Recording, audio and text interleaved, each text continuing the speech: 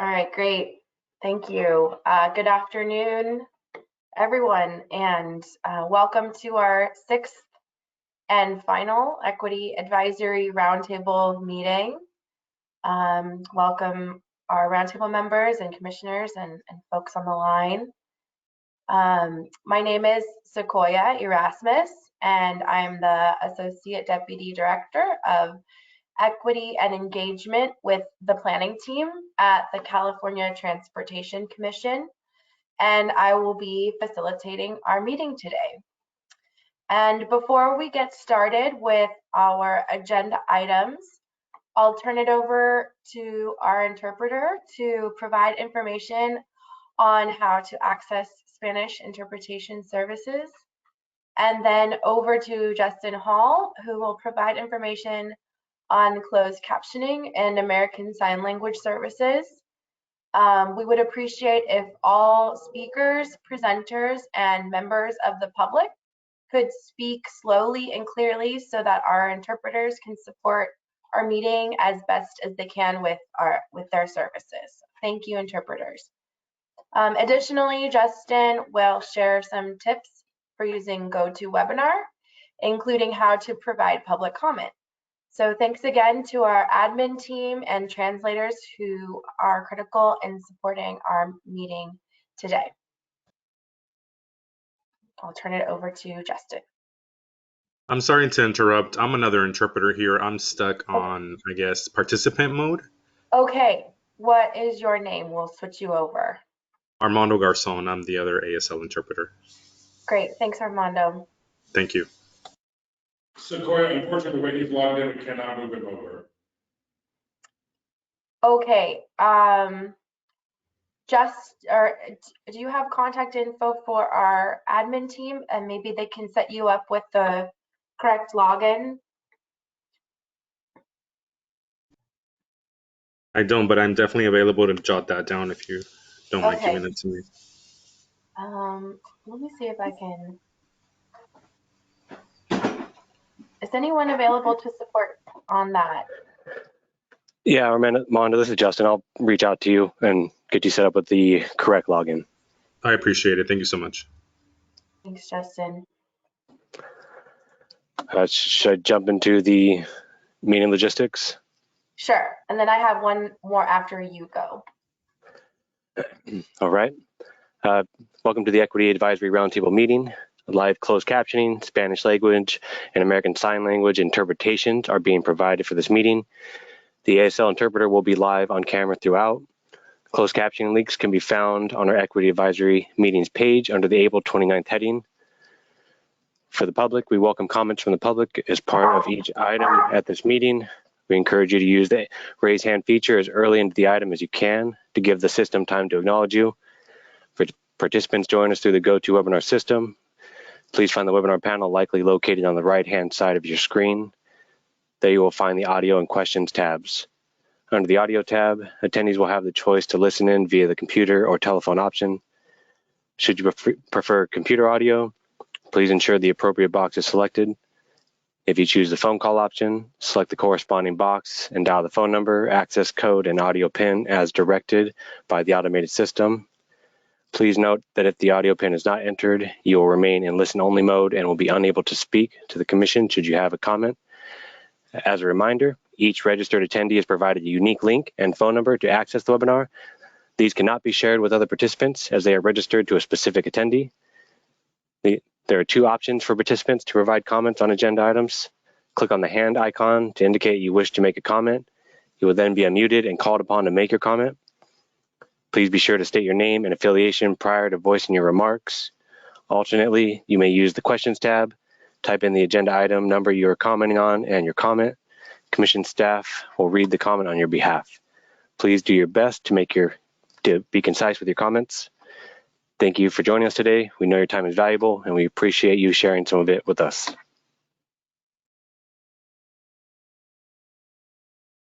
Thanks, Justin. And to the point on the unique login, several of our roundtable members received a quick login info from me right before the meeting, and I realized after the fact that that was my own unique login.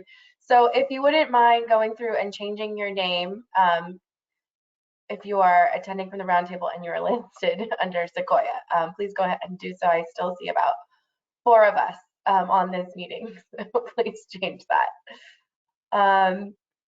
And with that, I will go to our first item on the agenda, which is the roll call. So Rebecca Light, if you would please call the roll for us. Yes, thank you, Sequoia. Good afternoon, everyone. I will begin roll call. So the first on my list is Connie Stewart. Connie. I'm present. Hi, Connie. Next is Yvette Torres. Yvette? Yvette will not be joining us today, I believe. Perfect, thank you. Jasmine Leak.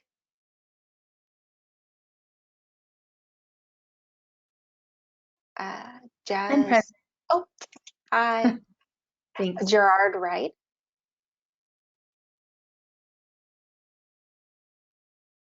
Gerard Wright. I'm here. Hi, Gerard. Person in Sacramento. Next is Kiana Valentine. I am here. Kiana. Thank you. Hi, Kiana. Leslie Sanders.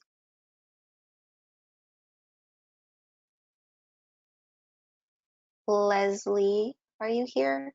I thought I saw Leslie. Leslie's on the camera. Excellent, thank you. Naila Pope-Harden.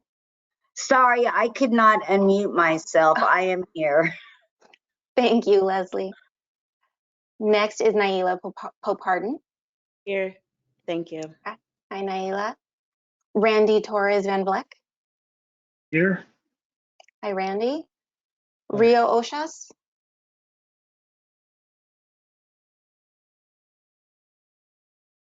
Rio Oshas. I don't believe Rio will be joining us today. Russell Rawlings. Russell. Stephanie Ramirez. One last time, Stephanie Ramirez. I'll move on to Tamika Butler. I'm here. Hi, Tamika. And that concludes my list. Did I not call on any of the roundtable members? Okay, perfect. Thank you, everyone. Back to you, Sequoia. Great, thanks, Rebecca, and thanks to all of you who are able to make it today. And for those of you that couldn't make it, thank you still for your continued involvement in the roundtable in and out of this meeting space. So I want to move on to item 2, which is welcome and reflections from previous meetings. I will be joined by Amar Sid in place of Jeannie Ward-Waller today. So first I'll open up and then I'll pass it on to Amar. So I want to welcome everyone to our 6th and final Equity Advisory Roundtable meeting in this shape and form. Thank you all so much for making the space and time to help us close out this cycle. And I'd quickly also like to remind everyone that this meeting is open to the public and we'll be taking public comment on each item after roundtable members have concluded their questions and discussion. One last logistic. So as the final meeting of this body, I wanted to take a moment to reflect on the process that we've undertaken and express sincere gratitude for the dedication and time that all of you have spent working with us to develop a more representative and equitable advisory committee. Since April 2021, it's been a year, the Roundtable has convened now 6 times with the goal of advancing equity in transportation throughout the state of California. And we are very grateful for the abundance of feedback that members have given us as we figured out how to do things like compensate you all for your time spent here and integrate your feedback into our guidelines, as well as develop more equitable policies and programs. So thank you. Because of that dedication that you've had in that process, we have really grown as an organization, and in the process of doing things like co-creating agendas and agenda items with you all, discussing and thinking through how to set up our interagency statewide equity advisory committee, and where to focus our statewide equity listening sessions, which are now happening, and the priority for those priority areas, and how, again, to put equity criteria into our program funding guidelines. We fully acknowledge that there are always ways that we can improve our meeting structures, improve communication with our advocacy partners, increase organizational and structural transparency, and create new mechanisms that further our collective goals for transportation equity throughout our state. But again, thank you all for being here today and for supporting us with these efforts. Really deeply appreciate your commitment to being a part of this with us. And as we move forward with imagining and creating the Interagency Equity Advisory Committee, I still remain hopeful, knowing that there are a growing number of dedicated community members who contribute their work every day to improving the lives of all folks in our state. And quickly, thanks also to the planning team and to our teammates at the California State Transportation Agency and Caltrans for your support, and also our CTC staff for your support in the myriad of tasks that are required to make these meetings possible. And again, to our translators and folks who are working on making this space accessible. And welcome and thank you to our commissioners and esteemed guests who are in attendance today. With that, I will pass it on to Amar. Thanks, Amar. All right. Hi, everybody. Thank you, Sequoia, for the opening remarks. I'm joining you in place of Jeannie Ward-Waller. She will be trying to join a little bit later. But she wanted me to express just gratitude for the partnership that CTC has had with Caltrans and agency, especially in sharing the space for the CTC Roundtable. It has brought a lot of questions and discussion points around Caltrans equity focuses and work, not just within the Caltrans Office of Race and Equity, but across our department. There's a lot of Caltrans staff that do watch and pay attention. This has helped many of our equity kind of leads coming on within the districts to get familiar with just general concerns that the roundtable members have brought up, and also thinking about different partnerships for the department, again, with our regional partners, with community-based organizations, and kind of really implementing our race and equity action plan and making our equity statement real. So thank you for that. Thank you also to all of the CTC staff and commissioners for your continued engagement around equity and making sure that our staff members feel our executive leadership in this space, and really making sure that it's not just, you know, a top-down or bottom-up approach, that all hands on deck here, so that, you know, this doesn't just end with statements. We're making it a priority within all of our spaces. We will hear a little bit more on the listening sessions.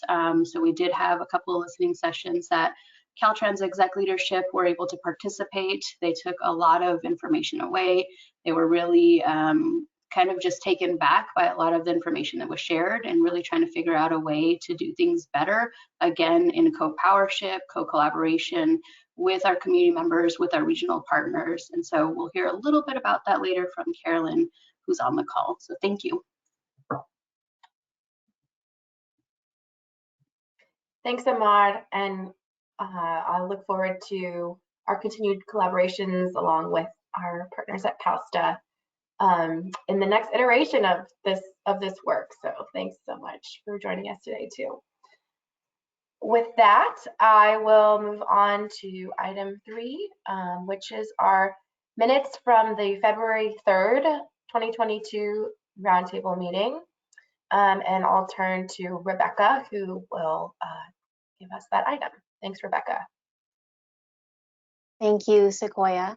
And again, good afternoon to everyone. So here I will be presenting the meeting minutes from our last roundtable meeting. These minutes, which summarize and provide information from the February 3rd roundtable meeting, were published online April 19th alongside today's meeting materials. And so are there any suggested edits or questions of those February 3rd meeting minutes from roundtable members, commissioners, or members of the public?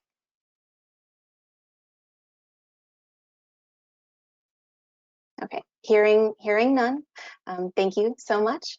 The meeting minutes will be posted on the Commission's website following today's meeting. And I'll turn it back to you, Sequoia. Thanks, Rebecca, and also to your hard work in preparing those minutes and from the other meetings as well. It's a big task, and I appreciate you taking it on. Are there any comments on the Spanish line, Justin, on this item? Can the Spanish interpreter let us know if they have any comments?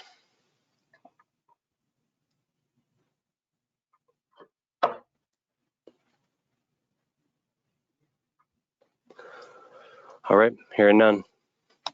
Okay, thanks. And are there any public comments on this item? No public comment at this time. Okay, thank you.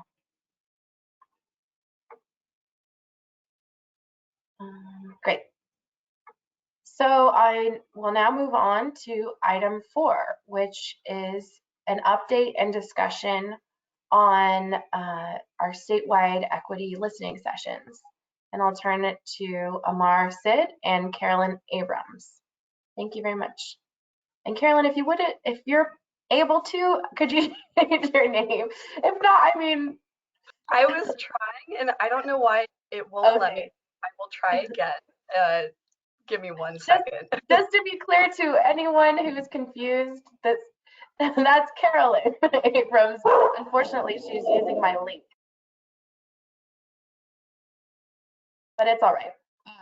You can just move forward with the item. Yeah. All right, I think we can get started. Maybe I'll just kick it off to begin with. Let's go to the next slide.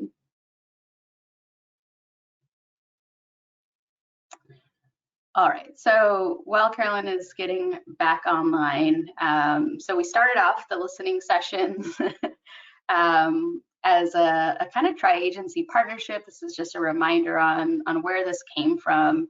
There was a lot of discussion with our former director Tokes, who's now the secretary, with Chairwoman Norton, with Secretary Kim at the time, about how do we really get exec leadership involved with community? How do we start maybe paying more attention or doing things differently outside of a lot of our structures that we had already in place, instead of CTC meetings or town halls, really getting into a partnership to hear and start building on our equity efforts, and then really also look at spaces to kind of build upon our race and equity action plans, or change up how we're doing things as our transportation agencies are kind of really forging partnerships in the space. So we started off with 6 different sessions. That was where we were going to go for the kind of first iteration of the listening sessions. We thought about kind of affinity groups that we would prioritize for the listening sessions, but also then kind of thought through, what does that look like if we're only able to do one session for one affinity group that may not be representing the entire state of California or all members within that group, and kind of thinking about not every person would represent that group that they identify with. So we then looked at geographical neighborhood type settings, and this is where we landed here with our 6 sessions. We kicked off 2 sessions already, Kern County, Lake County, and then the next 4 are in the works for being scheduled out. I'm going to turn it over to Carolyn if you have anything to add there, and then maybe you want to carry on the rest of the presentation. Great, thank you so much, Amar. Yeah, I think the only thing I'll add here is that we are in conversation with some CBOs to schedule the remaining 4 of these sessions. So we have some potential partners that we've been meeting with in the East Bay, specifically in Richmond. So we're trying to find a date that works for those CBOs. We're also tentatively partnering with a CBO in Imperial Valley, and they're connected with the AB 617 work as well. So we're looking at an early June session for Imperial Valley. And then we also have a partner in LA that we're working with, and we're looking at scheduling that session for June as well. So the only area that we don't currently have a potential partner with is Inland Empire. We are continuing to take any recommendations or connections that folks have, but we've seemed to have a little bit more difficulty finding a CBO that's either available or willing to partner with us on that location. So that's the only one that is a little up in the air, but we're moving in the right direction with scheduling, and we'll make sure to release those dates as they come along. Okay, next slide. Great. Okay, so I think what I want to do today, just in terms of an update and recognizing that this process has been in the works for a while, I wanted to circle back around and just give an overview of some of our priorities that we've been using in the planning process. And then considering the fact that we still have 4 remaining sessions that haven't been held yet, we are open to feedback and recommendations as far as anything that we might have missed or other priorities that are critical to this effort. So a couple things, we really are trying to work with CBOs around their preferred schedule and their meeting times. So this has often meant scheduling sessions that accommodate naturally the local residents, but really prioritizing that over our agency staff. I will say, you know, it's a bit of a juggling act to essentially get all of the schedules aligned with our executive leadership and our commissioners. However, that has been sort of secondary to making sure that we have local residents and CBOs that are available and that we're scheduling at a time that works well for them. So this has sometimes meant doing things in the evening or at the lunchtime hour. So just leave that at that. And then as far as tailoring the sessions to the needs of the participants, we're really trying to make sure that we provide the appropriate language supports and that our agency staff are serving in more of a listening role and not taking over that space. Trying to really create a welcoming environment where residents feel able to be completely transparent with us and share their honest feedback. And then we're also trying to make sure that for every single session, we provide the appropriate interpretation services and when possible, facilitate the sessions in the language that is predominantly spoken among participants. We're also, as we've mentioned before, we keep coming back to this, we are really trying to be mindful to not overextend our CBOs. So especially after 2 years of the pandemic, we recognize that a lot of CBOs have limited capacity right now, and just because we're able to compensate them for this effort doesn't mean that they are going to be able to support this work. So we are really trying to build trust and partnership with these CBOs over the long term, and so we've shifted our timeline substantially to essentially create those working relationships. So that being said, the other piece of this trust building is also recognizing that a lot of our CBOs are essentially expending their social capital on behalf of our agencies, and I think we need to be really mindful of that. So if we are asking a CBO to go to their local residents or their constituents that they regularly work with, we need to know exactly what we are asking, and we need to be transparent about the follow through and what it is that our agencies are committing to. And then in terms of compensation, we are also making sure that we compensate our CBO partners at the hourly rate that we use to compensate our consultants, trying to use that as a best practice. And then finally, as I touched on a little bit already, the CBOs want to know what we're committing to, and so do the local residents. And so we're trying to be abundantly clear about what we're promising to these communities, when and how we're returning to the communities, what that looks like, and then what future efforts might entail. All right, I'll leave it at that for priorities. Let's see, next slide. So as Amar mentioned, we've held 2 sessions to date, and the first one that we kicked off was in Kern County. And for this session, we partnered with the Center on Race, Poverty, and the Environment. And we essentially held the session as part of one of their standing monthly community meetings. And this provided a really good forum to already have residents who are engaged with this work in an environment that they're comfortable with, in a format that they're used to. And so they've been conducting their monthly meetings virtually throughout the pandemic, and they've been using Zoom. So we followed a similar format for that. We facilitated the session in Spanish, and then we provided simultaneous English interpretation. And for this session in particular, we had about 31 residents and local leaders from the community. And then that was accompanied by about 19 representatives from our state agencies. And then I'm going to just give a few high-level themes that emerged from the conversation. I won't go into great detail. And just as a reminder, our consultants that we're working with are capturing all of the detail from the participants in terms of their feedback and their priorities, and a lot of that detail will be captured in the final report. But for the purposes of today's conversation, some of the key themes that emerged from the Kern County session included the fact that there are often very dangerous conditions in the community for residents with disabilities.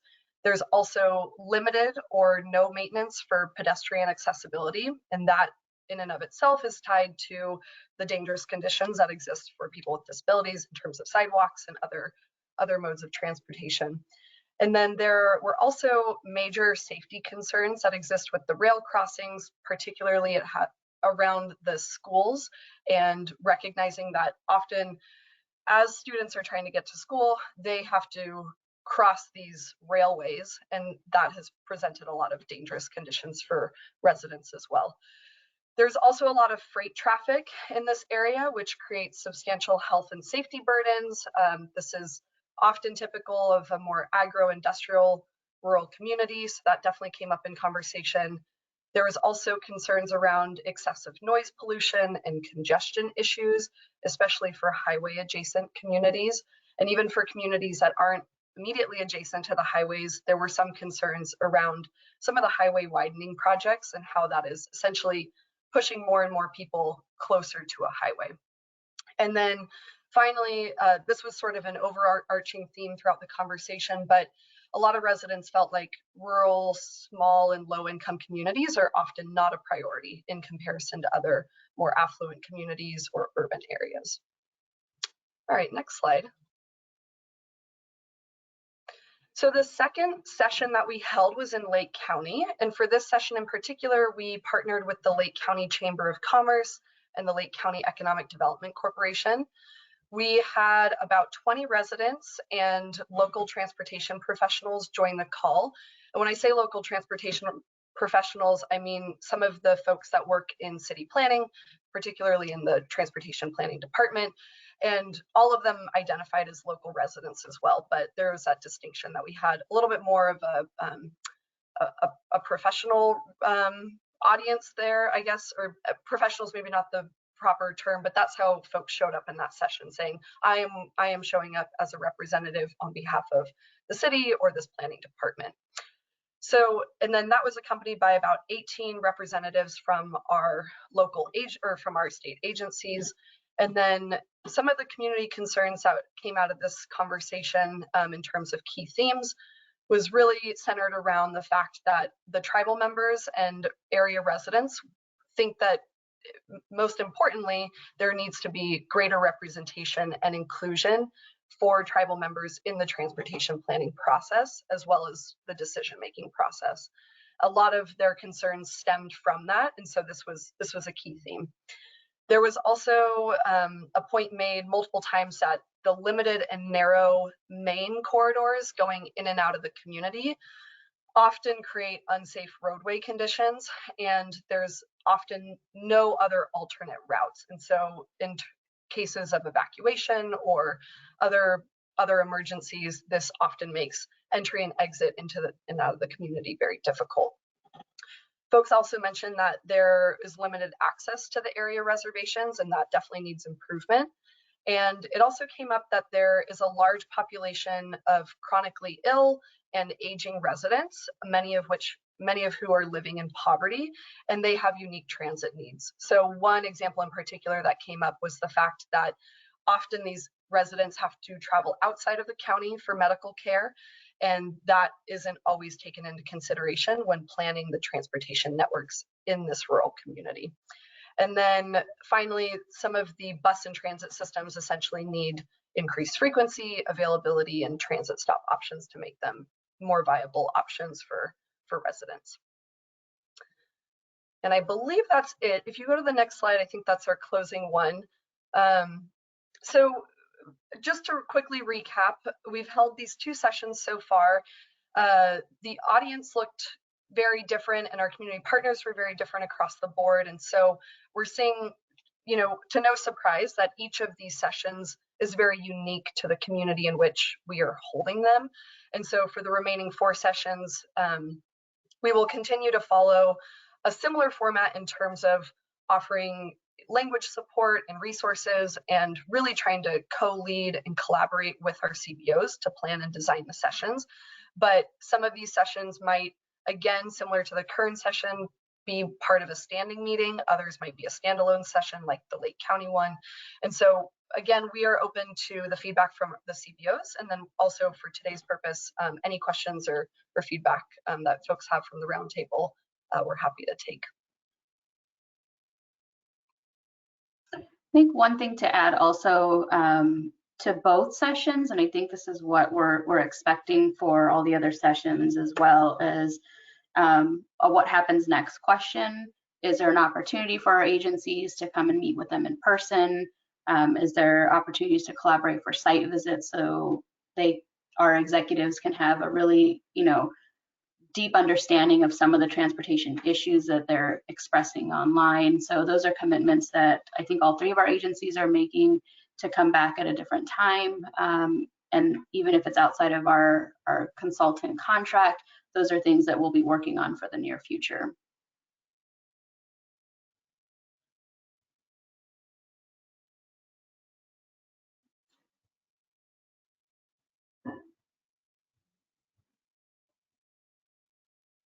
It looks like we have a couple of questions and comments in the chat.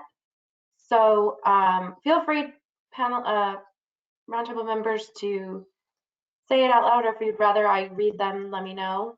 I'll start with Randy. Mentioned, do you want to say it, or do you want me to read it?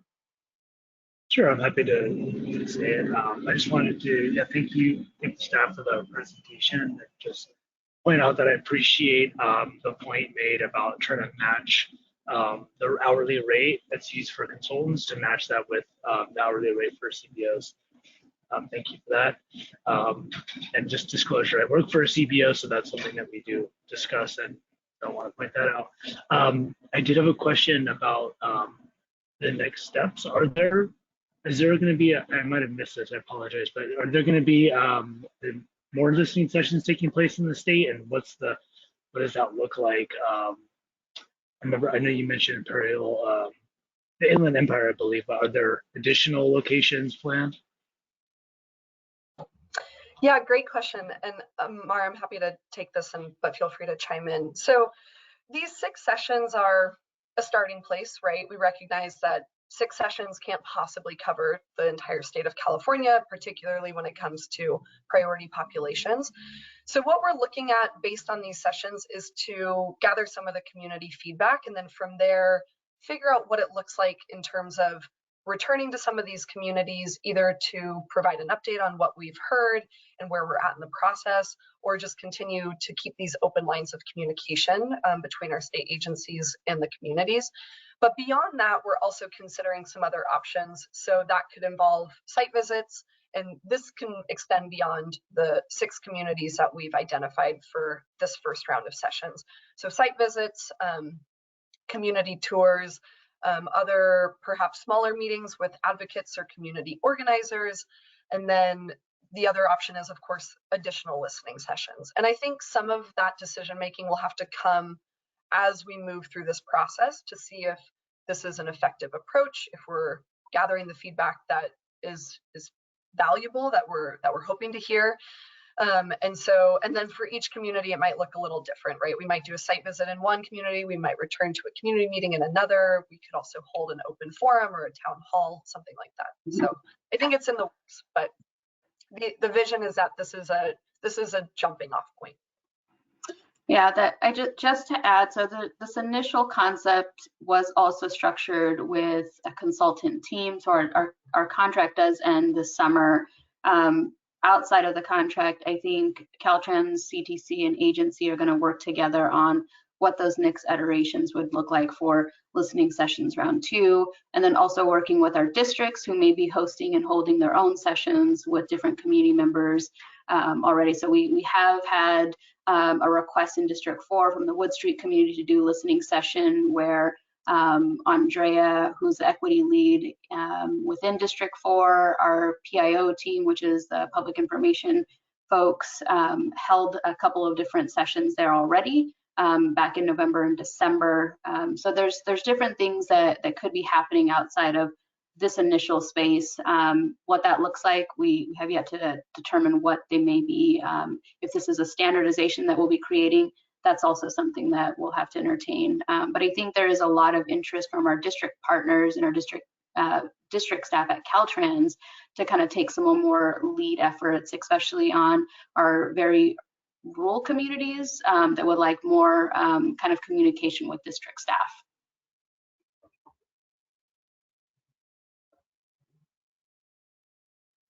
Yeah, I had a question in the chat as well, and I actually had 2, and one of them you've already touched on and answered, which is just how will you follow up with some of these folks who you've been able to bring together. The other is you mentioned that you all were working with consultants who were collecting the notes and we're going to be able to help you kind of look at the themes across the different locations. Can you just remind us of who the consultants were? The consultant team is ICF. And then what we can do is maybe send out in these minutes just who the consultant team is so that you can have access to that. Cool, thank you. And thanks for the presentation.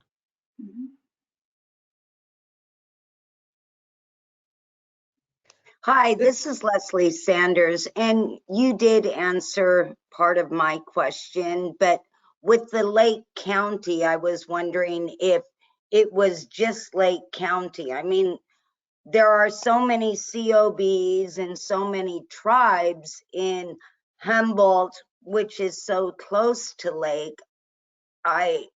It was just Lake County. It wasn't open to, say, some of the COBs in Humboldt or the tribes in Humboldt. It was specific to Lake County.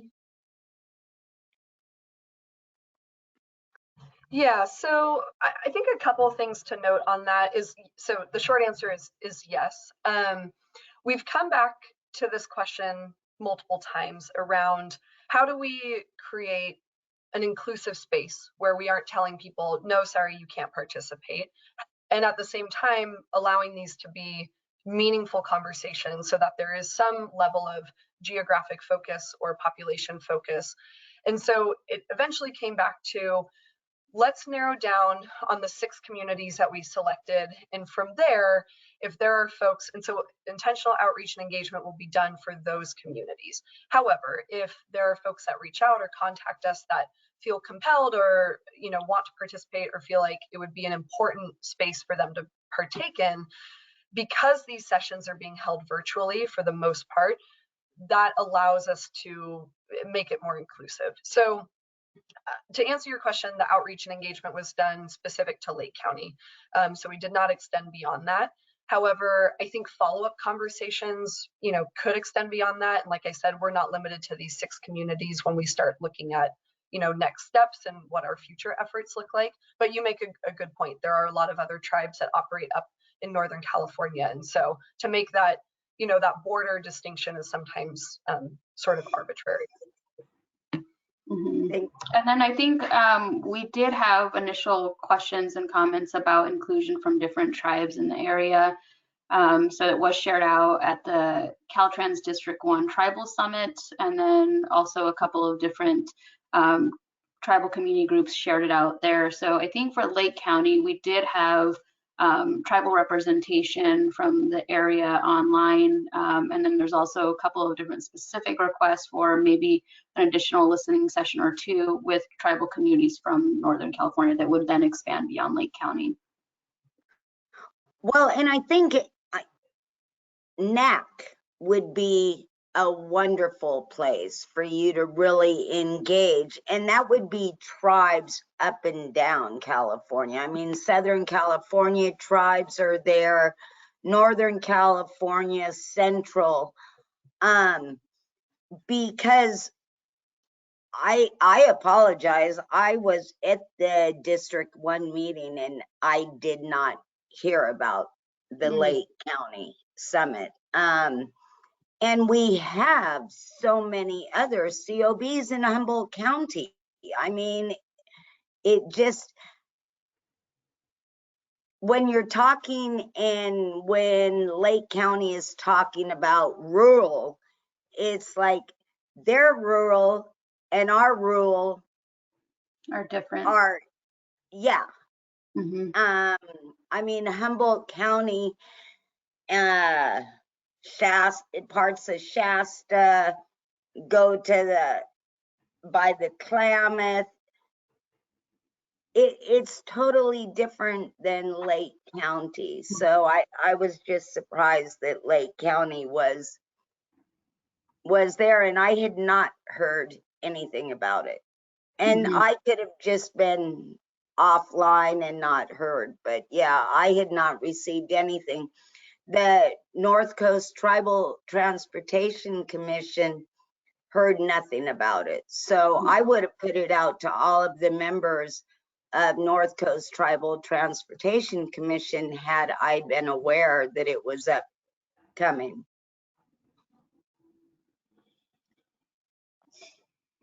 Thank you. We'll make sure to add that in, because I do think the information was disseminated, and then we did have some folks from District 1 that were helping to share out the information. We did also bring it up at the NAC quite a few times. There was also maybe some discussion early on about the inundation of tribal listening sessions at the time, because the governor's office was holding different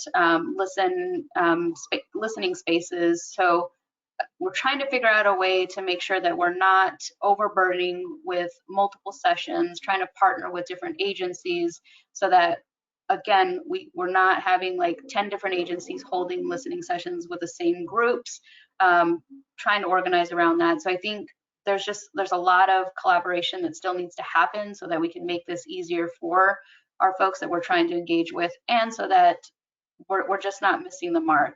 So I think over the next couple of months, we're going to try to figure out a better way. I'm not 100% that it's going to be perfect, but again, I think there's just different ways we can do this. So thank you, Leslie, for your comments. I just wanted to, oh, sorry, go ahead, Jasmine, I'm sorry. I'll be brief, Connie, I'll be brief. I just wanted to say, Carolyn, thanks for the additional comments around other ways that you all are looking at doing these listening sessions and thinking about how you can connect with people to hear about what's on their mind or what's going on. In particular, I think going out into these communities where they're having conversations about transportation planning, or even linking up with some of the councils of government or MPOs in the area is another way.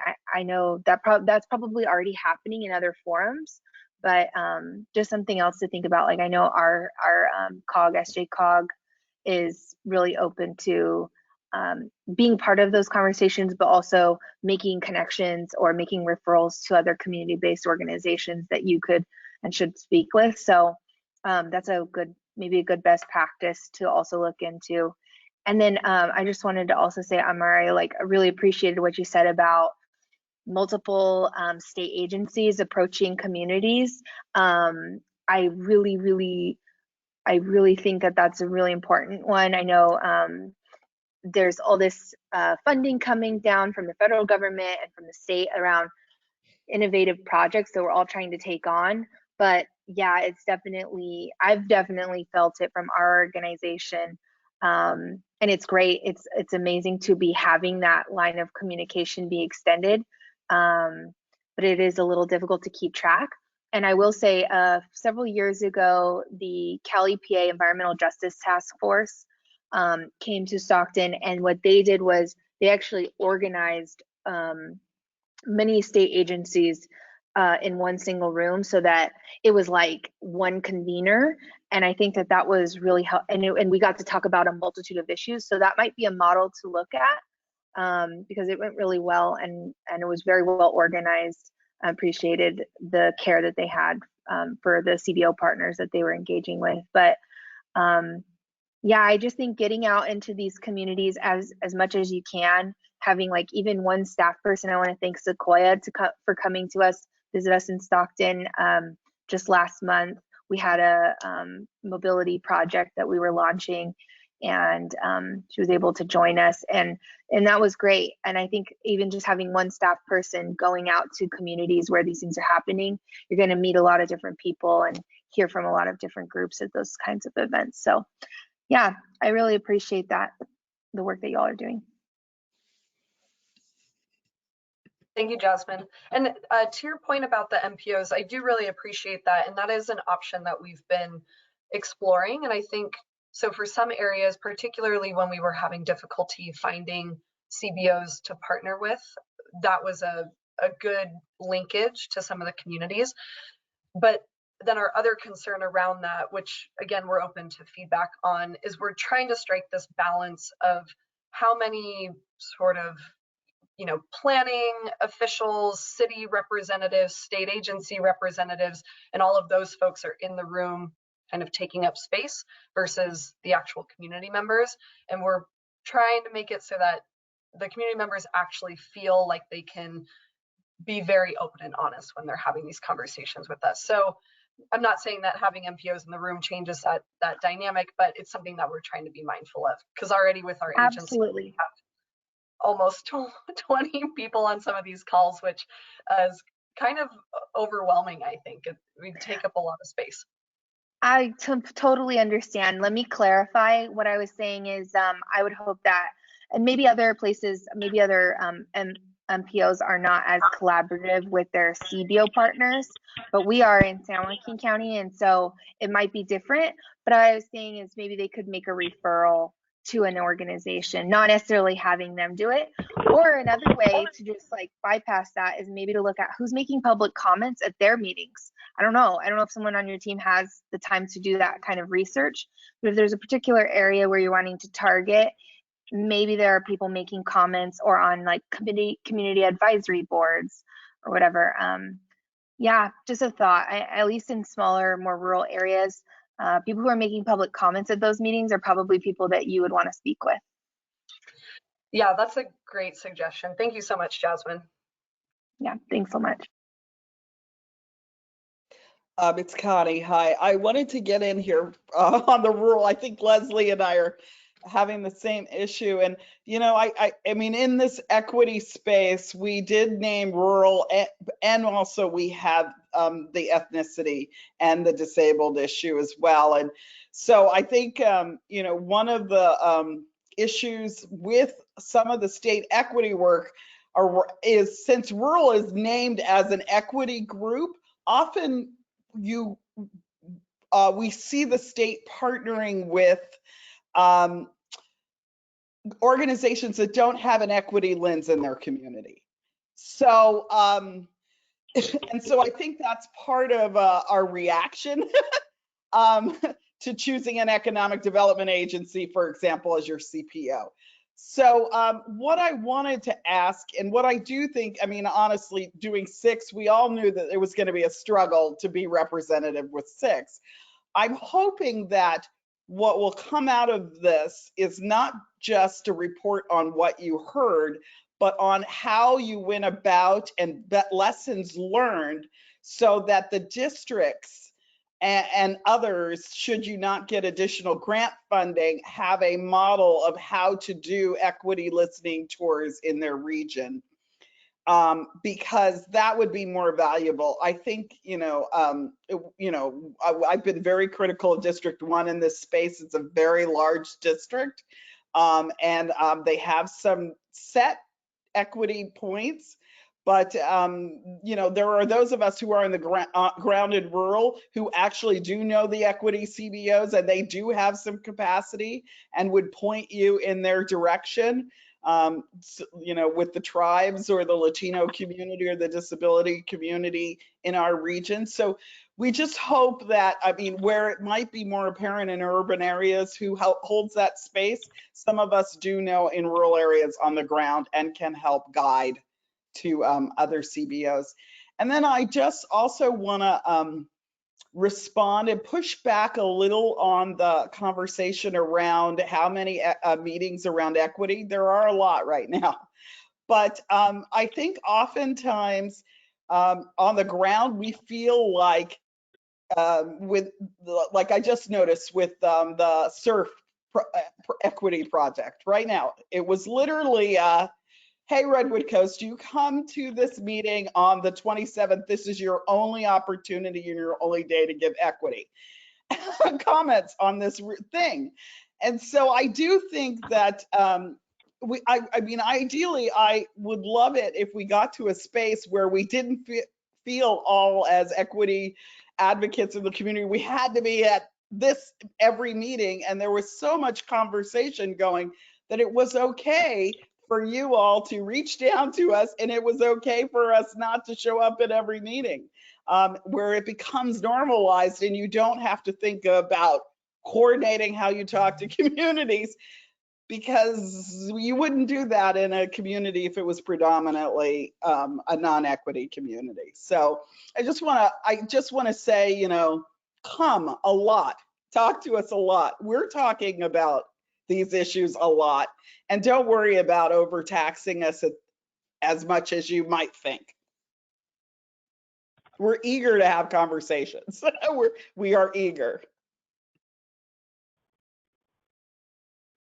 Yeah, thank you, Connie. I really appreciate that.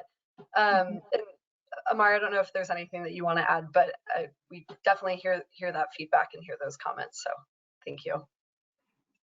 Yeah, I think those are valid comments. And again, this is not a one and done. We're looking at other options. I know myself and Carolyn, at least the core team from Caltrans, are looking to prioritize this work forward. So even if we can't do it as a joint effort, these are things that we're going to be working with our district team members to build out. So please don't think that this is it. And then I think also, Connie, just back to what the report looks like. That's one thing that Kellen and I have had multiple discussions on, is documenting the process so that it isn't just, what we heard report. It's how we're doing things differently, how we have kind of built in a lot of time into the space, putting our own, requests like on hold, like from the department level, where, we do need to make sure that we're following a contract process, but building into that space that time and consideration so that it's not feeling like a one-sided where we're demanding our CBOs to do or execute something, rapidly so that we can get the outcome. So that is going to be part of the process. Part of the larger report is what we're looking at. And then, looking at who we partner with, that's also something that, we're documenting. How do we make sure that we're partnering with the community members that represent community, who's at the table, who's not? What do these partnerships look like? If we did not partner with certain communities, why or why not? How can we then reach those communities and community groups differently? In Lake County, there's also going to be some discussion on the partnership there, and a lot of the other partnerships that we did have with them, it just couldn't work for this particular session. So it's not something that we haven't prioritized with equity-based groups.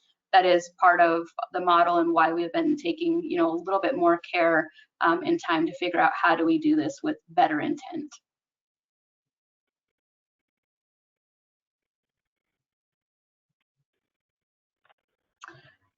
If there isn't any other questions, I'm wondering if any CTC commissioners or staff or agency staff wanted to share out really quickly on their experiences. Oh, I see somebody. I think Gerard, yeah. No, just actually, Jasmine just put it in the chat box, but I was going to say the consistency of how you deliver them is going to be critical for this next phase. You know, sort of curious too, probably for the next, or actually this is the last roundtable session, but curious how the, not the outreach, but how it's being marketed or the flyers for how this is going to be distributed and communicated, I think is also important. So, you know, how the marketing materials, how to send that information out to these entities, and since you want to have a diverse level of comments, diverse level of speakers, I think that's going to be an important element to it as well. So if it's not just, you know, on in person or Zoom, I know there's some texting apps or stuff that, you know, gives events about flyers for an event writer or something along that line. That can make it, that can expand upon the access and expand upon the ease of use of it. So those are just some of the comments I have. Just to recap a little bit, because it was a little bit difficult to hear, were the comments or questions around, are we documenting the process for outreach and engagement to the community-based organizations? What does that look like? Or was it like also the outreach and engagement from the CBO to community? Both all in there, is that? It's essentially how are we communicating that? And in that marketing, there's opportunities like, you know, there could be an app or an event writer or some type of thing that can be sent via text, and also emails. You know, that way we can expand upon the success and the opportunity to connect with individuals, groups to get more participation. Yeah, Gerard, if I captured that, and I apologize, it was cutting in and out on my end as well. So for the sessions so far that we've held, the very first one, because it was part of a standing community meeting, we opted not to do the registration process like we otherwise would have. And that was to kind of minimize any confusion and also alleviate any sort of extra burden of having to register for a community meeting that someone would otherwise just show up and attend. But for the second session and for the future sessions, we have done an Eventbrite page. We have a marketing flyer. All of them have been provided both in English and Spanish. And then for some of the future sessions, there is an option to translate those materials into other languages as well, if the CBOs indicate that that would be needed. And then a lot of the outreach, I think, was done via email and then follow up with phone call. But I think you make a good point that sometimes, especially in today's day and age, it's maybe easier to send a text or, you know, send someone the link and things like that. So I think that's great feedback. Yeah, no, I was just thinking too, for future sessions, let's say you get the people on, let's say they register, there's, and I'm in a conference right now in Sacramento where we send to our members, hey, we send it via text because we know they're on their phones a lot. So it's a good opportunity to kind of leverage some of the technology we have. And, you know, everyone has a phone of some kind, even a simple flip phone, where you can get that information. So we can also expand upon the access and, you know, the communication outlets, which I think is important. I think just as important impact of equity, like the equity is about getting the information out there and having communication. And Connie's point, just sometimes, you know, the overburden isn't an issue, isn't a problem. It's just a matter of you do it properly. I think we're on the right track here. So great job so far. Thank you, Gerard.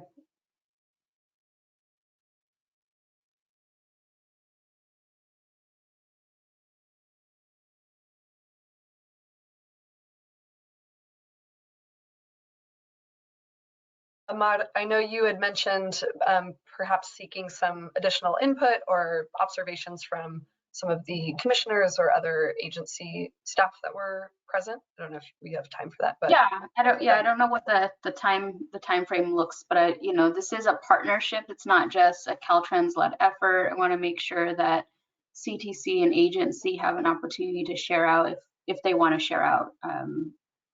That's just what the offer was. Yeah, we always have time, especially for important things like this. And I definitely want to reiterate that the comments and questions posed by our roundtable members are extremely important, and we hear you, and want to work with you to improve this process and have some ideas on the table for how to make it better for future sessions, and would love to stay in touch with as many of you as are interested in participating with us in the future Equity Advisory Committee for all of our agencies, which I'm sure we'll be still engaging in this process somehow. But I will just quickly add on our end that we've at the CTC have been involved in the planning meetings with for these sessions, and we also agree, we want to be as expansive as possible, but with our limited consultant time, we had to be a little more strategic, but that we have big visions for how we want to do the next phase of this, and also to set up some kind of communication tool where if folks are feeling like they have things that they want to share, but there isn't necessarily a listening session in their area, that there's opportunities to connect with us on that. So please stay tuned on that. And I think to Jasmine's point about just diving deep into community to get the point at kind of getting pointers on where to begin. I know I can say that for Richmond, for example, which is the community that I used to call home before I moved to Sacramento, that's kind of how we did it. Is I used my own kind of personal connections from the work I used to do there, and I think it really does change the way that we're able to navigate a lot of sometimes conflicting, pathways.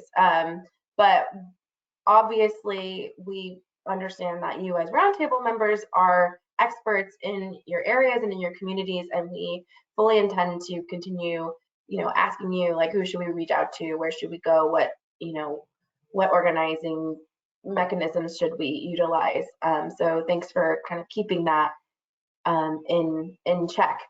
And I'll say personally that the last two sessions for me have been incredibly powerful and impactful, and the opportunity to witness, to listen, to operate as a state agency in a very personal space that we don't often get to coexist in was incredibly meaningful, was powerful, and there's a lot of takeaways and context that I think really helps us as we move forward in crafting our programs and our policies, and understanding that it's, we're on a human scale as much as, an interstate scale or these regional, network scales. It's still about the individual and the lived experience, and that there are so many people that are still disproportionately burdened by transportation decisions, and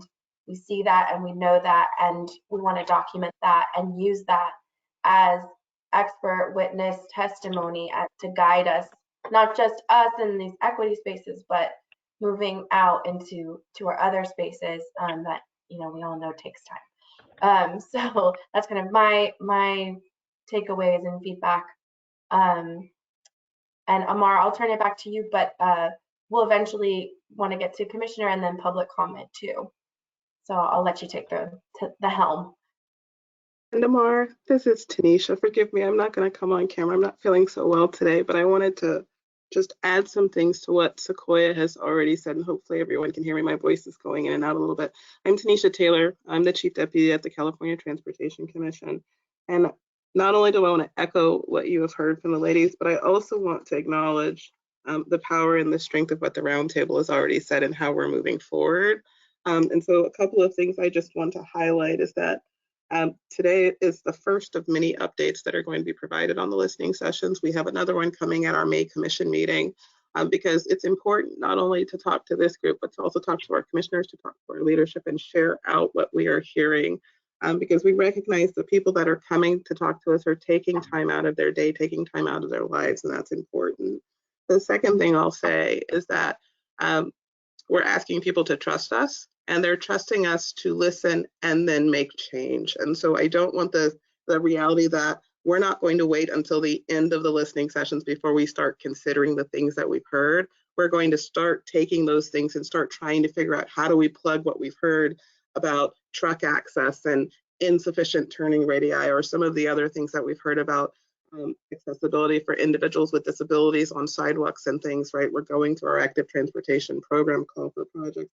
All of those things are things that we are going to take back to our teams, take back to our homes, and think about how we can change our policies, implement policies to make change, so that when we report back to the communities, we're not simply saying, we heard you, but I'm sorry, there's absolutely nothing we can do, because we're wasting people's time if we're not actually thinking about what we can do with the things that we've heard.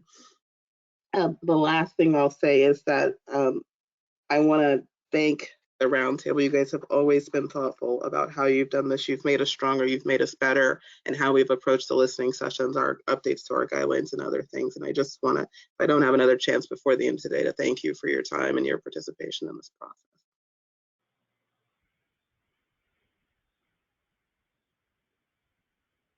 Thank you, Tanisha. Yeah, I think that's paramount. And having our first briefing after the sessions was, how are we making the commitment now instead of waiting till the outcome report or waiting till the end? So there's things in place already with our district teams that are following up with some of the community comments. Again, we did have like a better effort with making sure that the communities that are commenting on have an idea on who to actually communicate with. Like, that's been a larger challenge that the Roundtable has brought up quite a bit in the earlier sessions about how do we connect with Caltrans or CTC, who are the staff members that we need to reach out to. So I think those are great points, Tanisha, that we're not just waiting or putting everything on hold until the outcome report is done, but those changes, what we're hearing now, are starting to get addressed.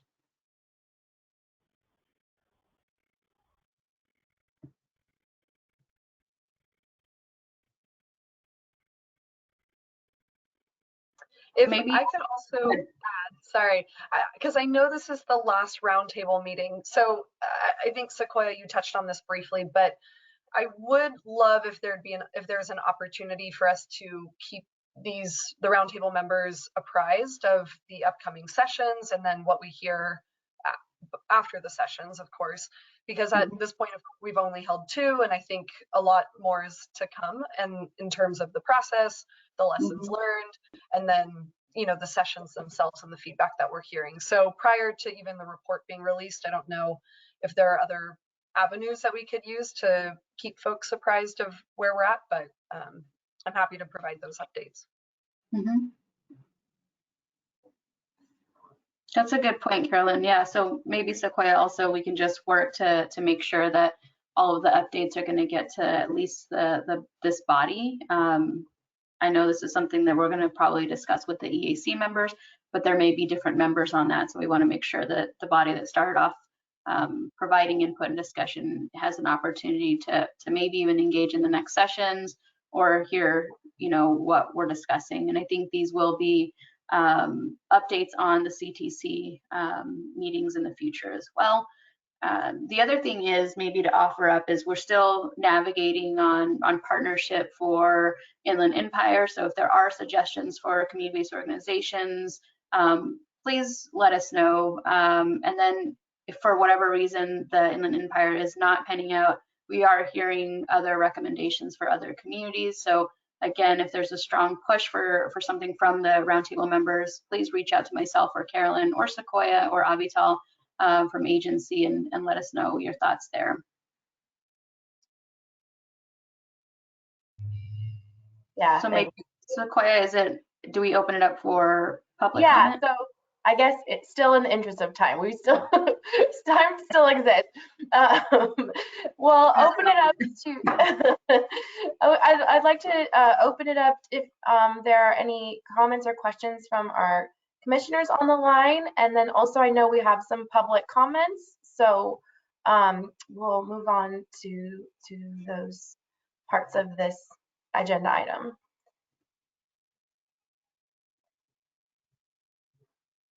Sequoia, it's Commissioner Davis. I just want to sort of support and echo both your and Tanisha's comments, and I find these invaluable. You know, we have 2 ears and 1 mouth for a reason, and I think it's critical that we, you know, pay attention to what we're hearing.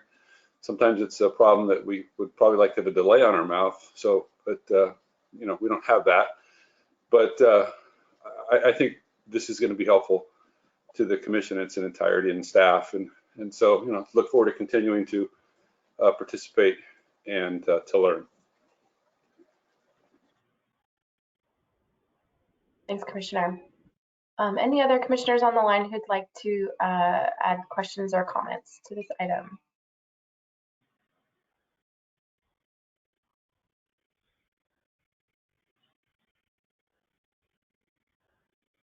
Great, thanks. And we will also have another update at the next CTC meeting. So there will be more opportunities for conversation and dialogue. So with that, I'll move to public comment. Are there any comments on the Spanish interpretation line? No public comment in the Spanish line for now. Thank you very much. And Justin, are there any public comments? We did receive 1 written public comment during this time from Steve Hunter. They ask, were there any community concerns regarding increasing safe, protected bicycle infrastructure? Was this something you heard that was on the community radar? Thank you.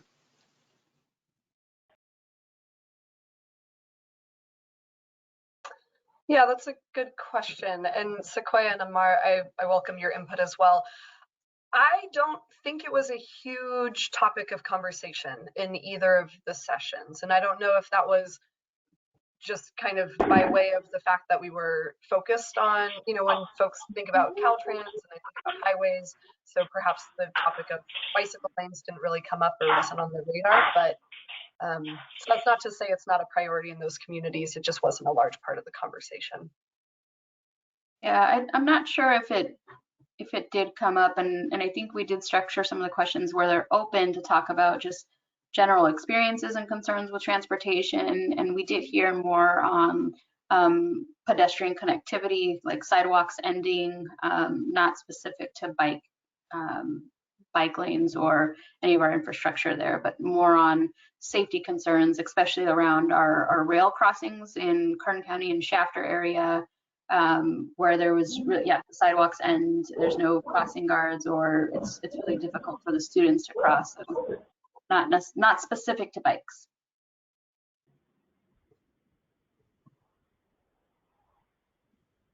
Thanks for the question. Are there any other public comments on this? I do not see any other public comment at this time. Thank you. All right, thank you, Justin.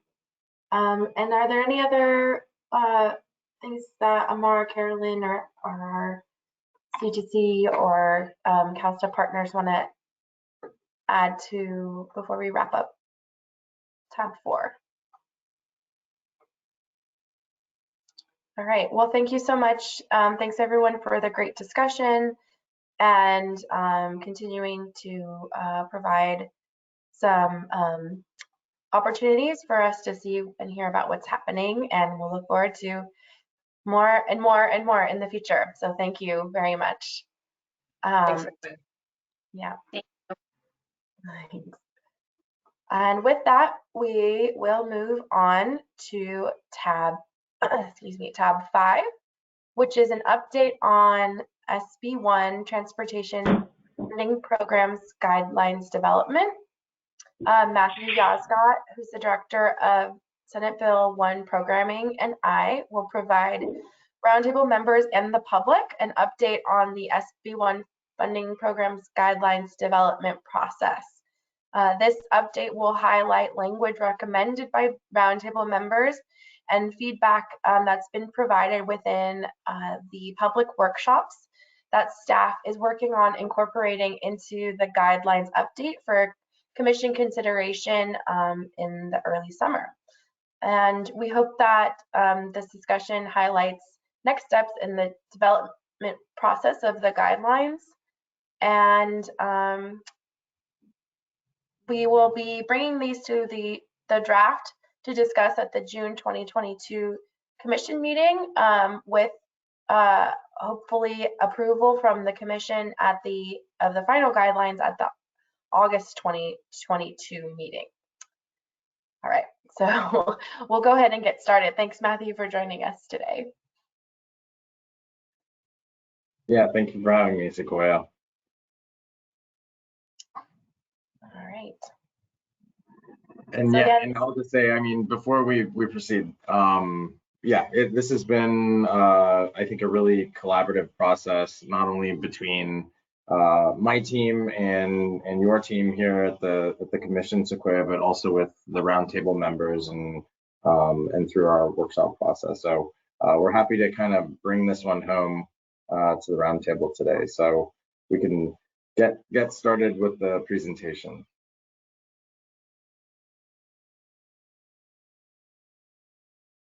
great, thanks.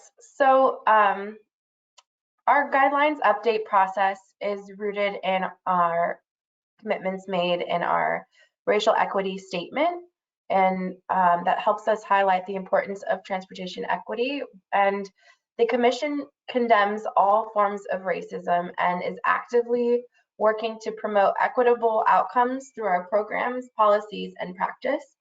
And in line with the racial equity statement, staff is actively working to promote equitable outcomes through our programs, policies, and practices. Next slide, please.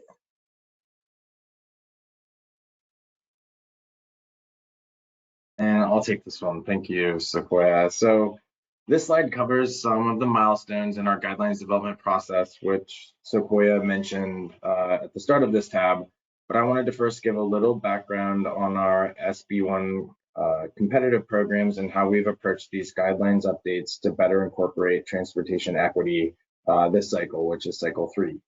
So the 3 SB1 competitive programs, and you see them listed in the kind of lower left part of the slide, are the local partnership program, which focuses on applying a match to reward local agencies who take on transportation improvements with their own funds. The Solutions for Congested Corridors program, which focuses on multimodal improvements to address congestion along some of the state's most impacted corridors, and the Trade Corridor Enhancement program, which focuses on improvements to enhance the movement of goods along the state's freight corridors. These 3 programs each have an extensive guidelines development process. In this cycle, commission staff have decided to take on updates to promote more equitable outcomes through our project selection process. And that's ultimately the language that we presented, have been talking about, and we will be presenting during our presentation today. I've now spoken to the Equity Advisory Roundtable 3 times and presented some of our ideas and findings. And we were very fortunate to get 3 volunteers from the roundtable to participate in more of a hands-on involvement in actually working with us to develop this language more closely. So you heard an update from both Connie Stewart and Gerard Wright during the last roundtable meeting on some of that collaboration. And so before we move to the next slide, I'll just cover these milestones briefly. So we kicked off the development of this particular language with a workshop on December 16th, which we held virtually to gather input and help shape our equity considerations for the 3 programs that I listed earlier. We followed up with a workshop on April 11th, actually, which is where we held a second virtual workshop to present the proposed language that we drafted and had a discussion with stakeholders and any attendees who wanted to contribute feedback or suggestions on what we might do. And so 2 of our key takeaways from that kind of follow-up workshop were to include regional definitions of disadvantaged communities, and I'll explain that in a few slides here, And we did come away from that workshop with the general consensus that the draft language that we had drafted for the 3 programs this cycle was acceptable. And I'll cover the last 2 items really briefly since Sequoia already covered it. But this spring, so at the June CTC meeting, we will be presenting draft complete program guidelines for the 3 programs to commissioners at the June commission meeting. And then in August, we will be hopefully receiving commission approval of the draft guidelines, and that will initiate a call for projects. Next slide, please. Just to elaborate a little more on some of the key takeaways from our 2 workshops that we held on this. Some of the feedback we received was to encourage early community participation within the planning process. Some feedback we heard was to add community support as a criteria. We actually ended up turning that into an evaluation criteria this cycle in the 3 programs around community engagement. And to keep the approach simple, which I think is always much easier said than done. So we hope that some of the changes we've made could be considered simple. And again, we did hear to please consider regional definitions of disadvantaged communities as a potential indicator. And that we based our incorporation of that suggestion on the active transportation program, which has had a lot of key indicators listed in their program guidelines for several cycles now.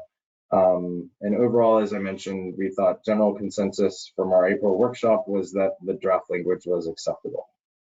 Next slide, please. Oh, still key takeaways. So overall, workshop participants preferred incorporating equity throughout the guidelines as applicable, which resulted in changes specifically to the evaluation criteria to influence project selection, as well as in other places throughout the guidelines that we believed could be emphasized to promote more equitable outcomes. And then the specific feedback that we received was recorded from the workshops is actually being incorporated into what we're going to call the SB1 competitive program equity supplement, which will actually be the focus of the next couple of slides. And so that will be a key resource that we'll ask applicants to use when they compete in our programs. So next slide, please. And I'm going to turn this one over to you, Sequoia. Great, thanks, Matthew. So throughout our workshops, we've heard, and as we've posed the question of what are folks doing, what are your current practices of identifying equity in your projects or practices, participants recommended the following questions to help identify impacts to disadvantaged, vulnerable, or marginalized communities. So these questions would be included, for example, in the project or the description page. One of the first one being, how does a project affect adjacent neighborhoods? The next one, how does this project benefit disadvantaged communities? And what transportation barriers and burdens does this project relieve or remove? And how is it supporting furthering fair housing initiatives? Next slide, please.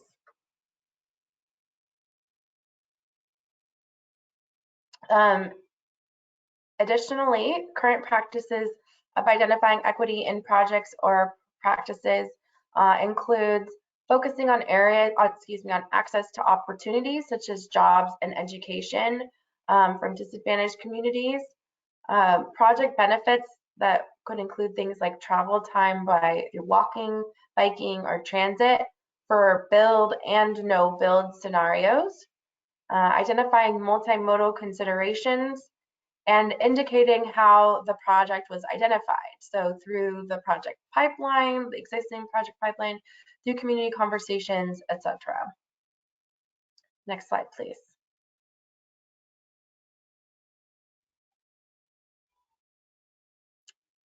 I can take this one. Some of the challenges with incorporating equity that we heard within project development and funding applications included funding constraints that were hampering the ability to address equity, localizing equity indicators within a region, a lack of historical data for rural or small communities, the inability to fund community-based organization participation, obtaining political support or a lack of support from neighboring affluent communities, the inability for suburban or rural locations to compete with larger urban areas because perhaps they're seen as affluent or are not shown as having disproportionate impacts despite having real issues and challenges, and the duplication of efforts by multiple agencies in the same geographic area. Next slide, please.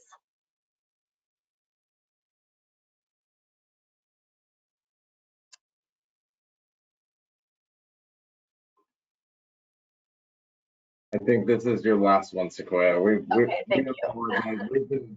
We shared notes on which slides we would be covering because we're becoming so good at this over the course of all these workshops and roundtables. So, Sequoia, I'll ask you to take this one and then I'll pick it up from here. Okay, thanks, Matthew. So, some examples of equity metrics that we heard and documented throughout this process. We divided up into community characteristics and environmental characteristics. So community characteristics that would support equitable outcomes that we heard from our stakeholder engagement processes include labeling the number of households without access to a vehicle, language isolation and languages other than English that are spoken at home, percentage of who qualify for free lunch, although we have heard along the way that this is becoming a little outdated as that free lunch policy is now, I think, almost universal, and broadband access, percentage of rent burden households, the population density in a community, race or ethnic distribution, and grievances heard in municipal or regional agencies through task lines or things like that. And environmental characteristics include metrics indicators included the Healthy Places Index, Cal EnviroScreen, ways to show prolonged exposure to pollutants, and health burden indices. Next slide, please. Thank you, Sequoia. And so ultimately, the purpose of creating a resource like this was to provide information on key statistics, benefits, and communication strategies that may be used during project development to yield more equitable outcomes through project scope or project applications. And so that's why we have collected that information and are providing it as an inclusion to our program guidelines this next cycle. So next slide, please. And this one appears a little hard to read, so I'm going to read through some of these items. I don't believe these are attached as a handout in this roundtable forum. However, these are the attachments that we presented publicly at our April 11th workshop. And so this includes actually a recording of that workshop where we covered each of the additions to guidelines, and attachment 1 is actually the equity supplement that we'll be adding to guidelines, and then it has 3 additional attachments that are the specific changes we're proposing to the evaluation criteria of all 3 SB1 programs.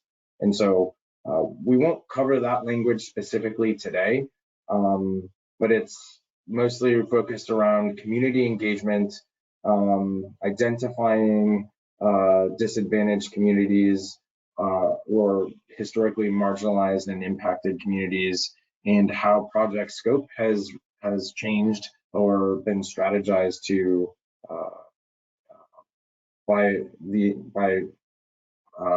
to better impact those groups is how I would put it.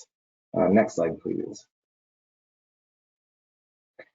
Okay, so Sequoia kind of covered all of this, but this is actually how the words on the page look in the equity supplement. So to help our applicants document how projects incorporate transportation equity, we've said that they can respond to key guideline questions like, was outreach conducted with disadvantaged or historically impacted and marginalized groups within the project study area? And how is that impact incorporated into, or how is that input incorporated into the project? What actions were taken to protect the state's most disadvantaged or historically impacted and marginalized populations within the project study area from negative project impacts? And how did the project sponsor assess whether the project would result in any disparate impacts on the basis of race, color, socioeconomic status, gender, sexuality, or national origin? Next slide, please. And so we included some example indicators to identify disadvantaged or historically impacted and marginalized groups. So pursuant to California Health and Safety Code, disadvantaged communities.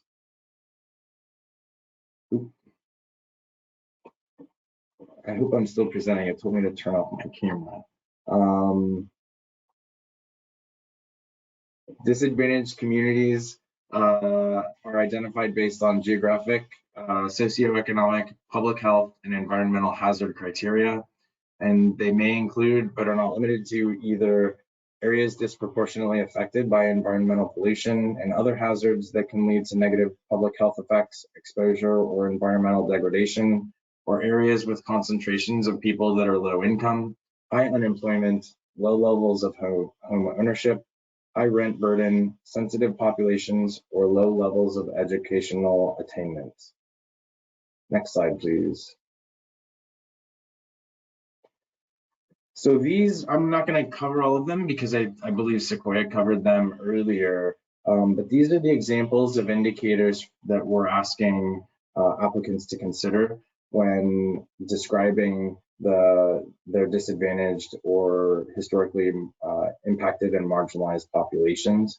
So this is missing one addition that I mentioned earlier, which is the regional definitions, which again was feedback that we received in our April 11th workshop to consider including that as an option. So we have done that as well. Next slide, please. And so these are examples of equity benefits. So benefits to that given population that we're focusing on are increases to access to social, educational, and economic opportunities, improvements to access and safety of active transportation, the prioritization of high need areas, reducing travel times, congestion, and pollution, prioritizing contracting with historically marginalized populations, improved accessibility to amenities such as shopping centers, health centers, schools, social services, transit centers, and employment sites, and ensuring that neighborhood stability throughout the short and long term, as well as anti-displacement strategies, which we do cover in a couple slides here. Next slide, please. And then we also highlight some examples of community engagement strategies. So we pose how to identify, contact, document, and follow up on communications to disadvantaged or historically marginalized groups. We ask applicants to demonstrate how the community perspectives were included within the project, so either within the application or the project scope. We ask that meaningful engagement with tribal governments is made, and that feedback is incorporated into the project nomination, and that agencies are partnering with and funding or contracting with local organizations that support engagement and project completion. Next slide, please. And this is the slide I'm going to ask Sequoia to cover. And so just for transparency, the commission participates on several interagency working groups. And one of them is focused on housing and transportation. And this is some feedback that we received through that group. So I'll ask Sequoia to elaborate on this slide, please. Sure, great, thank you. And thanks to our partners at the Interagency Anti-Displacement Work Group for supporting us with developing this resource page that we added into the supplement for our project applicants to have when looking into how to best avoid and displacing residents as they develop projects. So this list is not exhaustive, but we felt was a good start and has some good examples, including a report from the California Department of Housing and Community Development, another one from the Urban Displacement Project, and evaluation framework for anti-displacement policies, a case study of greening without gentrification, which is more about increasing access to parks, but we felt was useful to include due to the frameworks that are utilized within the studies. And the last one is transit-oriented development without displacement, a case study in Pacoima Business District. Next slide, please.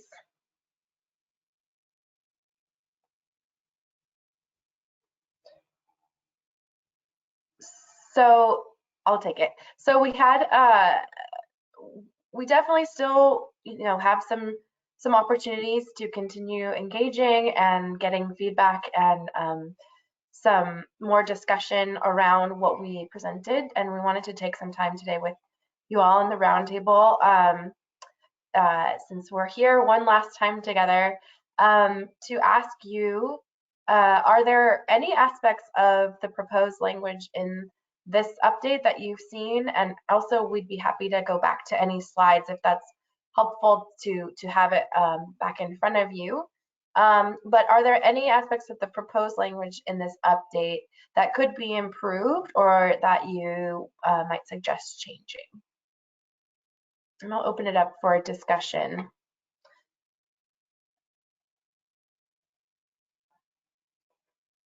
And also, we had one question in the chat from Naila that I think we can get to right now. It might help in the discussion. Naila, do you want to ask your question or do you want me to read it? I can ask it. Okay. I was curious about how the equity index that Caltrans is creating will affect or link into the SB1 guidelines once it's created. Thanks, Naila. That's actually a really good question. So we were closely tracking the development and continue to track the development of the equity index tool. And I just think the timing to get that folded into our guidelines for this upcoming cycle just wasn't right.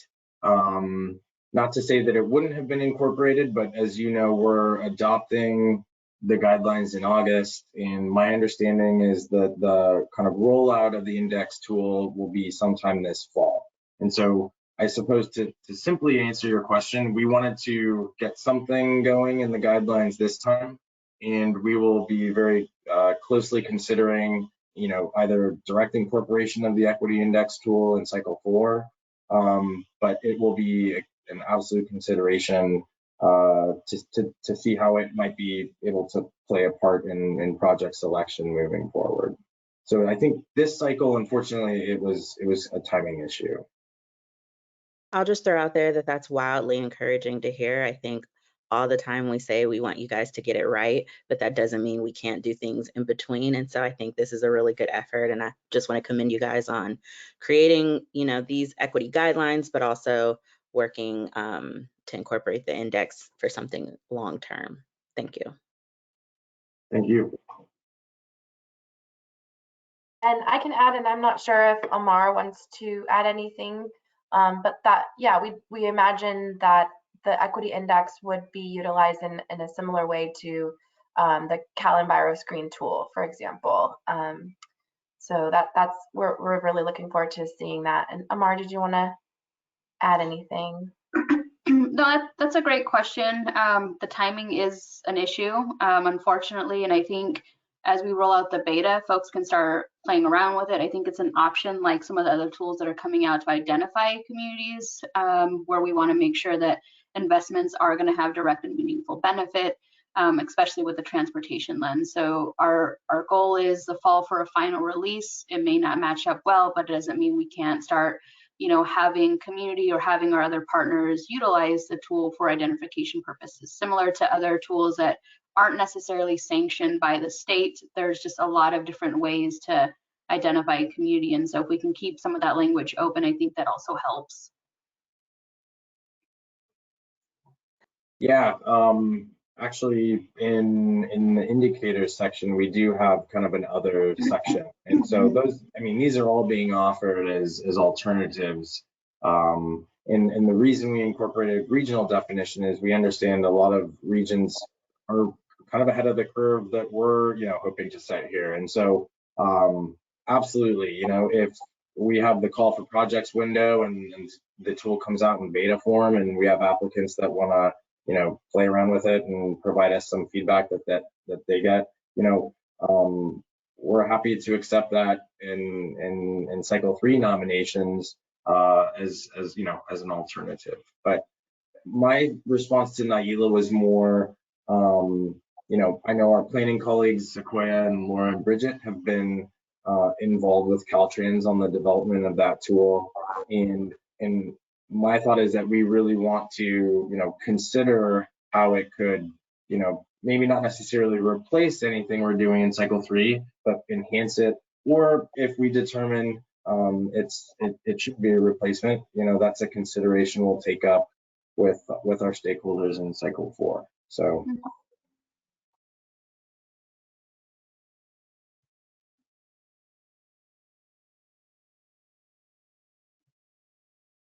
Yeah, thanks.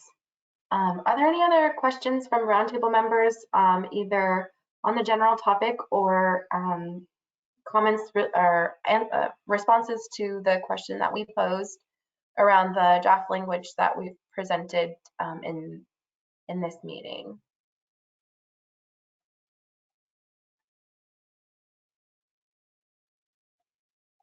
All right, thank you. Hearing none, I'll invite, are there any comments or questions from commissioners or guests on the line?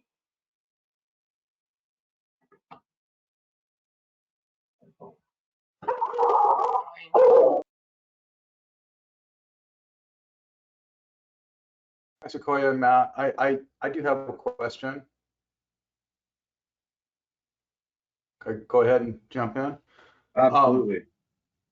So I'm looking at the language and I'm looking at the draft guidelines for each program, and I think it should be clear for everyone how this process works. Is people propose projects, the staff looks at the projects, takes the criteria and the guidelines, then makes recommendations to the commission in terms of funding. So my question is, how will this decision-making process for the staff work for these SB1 programs now that you have these revised guidelines, assuming they go in as drafted, and we as commissioners approve them as drafted? How will that actually work from a decision-making standpoint from the staff side? So how will you actually use this? Because it's not like there's a certain number of points associated with each little part of this. You kind of have a more qualitative approach to it, and you need to balance a lot of things. How will these new criteria when it comes to equity play into the decisions and the recommendations that come to us as a commission? Thanks, Commissioner Liu. I think that's a very valid and good question. So You're correct. That I would say, well, overall, the project selection, when we evaluate projects at the staff level, we take all of the evaluation criteria, and while we don't assign points necessarily, those criteria are, given individual weight, for instance. So I'm going to just use the Solutions for Congested Corridors program as an example, because that's one that I've worked on most closely and most recently. So we've made some changes in that program's evaluation criteria this cycle to ramp up our accessibility criteria, so that now we're considering when access is improved or enhanced to disadvantaged and historically marginalized and impacted groups, that evaluation criteria, that application, that project will actually perform better on that criteria. So that's one area that we're improving or enhancing that criteria. I believe another one that we're enhancing is under economic development. So if a project is going to promote, access to jobs or, anything that could benefit, economically to, increasing someone's socioeconomic status among these disadvantaged groups, now that evaluation criteria will be given a bit of an extra consideration for a project that's demonstrating this. And then the big difference in SCCP this cycle is the community engagement criteria, which hopefully you now see the language that we drafted up. And that did not exist before. And so that actually, for instance, if we receive an application that did not perform what we would determine to be good community engagement, and we'll be leaning on Sequoia, and we're considering, pulling in experts to assist us in evaluating that criteria, so that we understand the difference between, a great response and a poor response. That would be a hole in evaluation consideration for that project, and that project will not likely compete as well. So it will actually have a direct impact on how the project will evaluate and compete. So it's difficult to compare the SB1 programs, how they evaluate, to the active transportation program, because as you know, that's very regimented, point valued structure. And so I won't compare the community engagement criteria, for instance, to the disadvantaged community section in ATP, but you could kind of think of it similarly, right? If an agency is not able to achieve any points in active transportation program in that category, I mean, you saw the scores that applicants had to achieve. I think it was like 91 was the cutoff. It makes it very hard to compete, for instance. And so it will become, I won't say impossible to compete, but it will become harder to compete in the SB1 programs with this added criteria, given the consensus that we've built on getting this added. So I agree with you. It is qualitative, so it's not necessarily numeric. But and for instance, if we find through the review of that evaluation criteria that projects are actually going to be doing harm to communities, and that's come up through the engagement process, I can assure you that a decision would likely be made along the way to that would be a consideration. We wouldn't want to consider that project for funding. So it's a bit of a filter, it's a bit of an added step in the evaluation process, but I do expect that it will have an impact to project selection. Does that answer your question? Yeah, it does. I mean, and I understand it's a degree of balancing with all the other criteria that are within the guidelines, and that makes sense. But I do think for everyone's so that everyone understands this and we are as transparent as possible, it's probably going to be important that you make this clear to everyone beforehand. And then afterwards, once you've made the decisions and made the recommendations for funding to us as a commission, that you debrief those perhaps who didn't get recommended because of a fault in some of these new criteria, And you also tell those who did qualify because of that. And you're just, both us and I think them, and everyone needs to know, Absolutely. Your project, these projects tended to do really well on these criteria, so they are being recommended or they're not being recommended, just to give some transparency. I know you guys do this on other times with other things, to let everybody know, like, what was right and what was wrong with their particular project proposals. And that transparency, I think, because it's somewhat qualitative and because you're doing this delicate balancing, is going to be, really important to let people know how these criteria are influencing what gets recommended for funding. I agree, Commissioner, and I think that's very, very good feedback. The last thing I can say on that is we are just wrapping up the office hours sessions, which is very similar to the active transportation site visits. And that has been a question that my team has been asking prospective applicants, have you been following along with Cycle 3 guidelines development? Are you considering this new evaluation criteria? What steps are you making? If we understand that a project has been in the works for quite some time, we want to make sure that that's still an important project. And so we're actually, I'm encouraged by I sit in on those as often as I can. I'm encouraged by the feedback we're getting, which is that a lot of agencies are taking these projects back out to, recirculate or reconsider, if it's a multi-component project, maybe this component no longer makes sense, and maybe this is a better component, and it's also, a non-system mode or something that's being added. But no, it's good feedback, and I can assure you, it is difficult, I can say, having done it, having that hard conversation once staff recommendations are put out and agencies understand that they were not successful. And we always try to be as transparent and provide constructive feedback to help them either determine if they should continue considering that project or maybe it's time to consider something else. Right, and I think historically, when you provide them that feedback, no matter how hard it is to convey it to them, that a lot of times they come back with a much better proposal next time around. So anyway, I look forward to how this plays out in the real world and real world decisions. And I'm really glad and supportive that you're working this into our guidelines. So thank you. Thank you. Great, thanks. And I want to acknowledge that we also have some public comments and a hand raised, but I'll close out. Are there any other commissioner comments or questions on this item?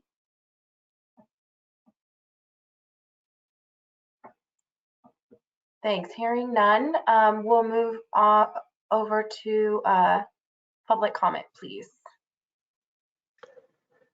Thank you, Sequoia. Yes, we do have a couple written comments and one hand raised at this time. I'll start by going through the written comments. The first comes from Rosie Ramos. They ask, are the metrics used to measure meaningful engagement? Thank you.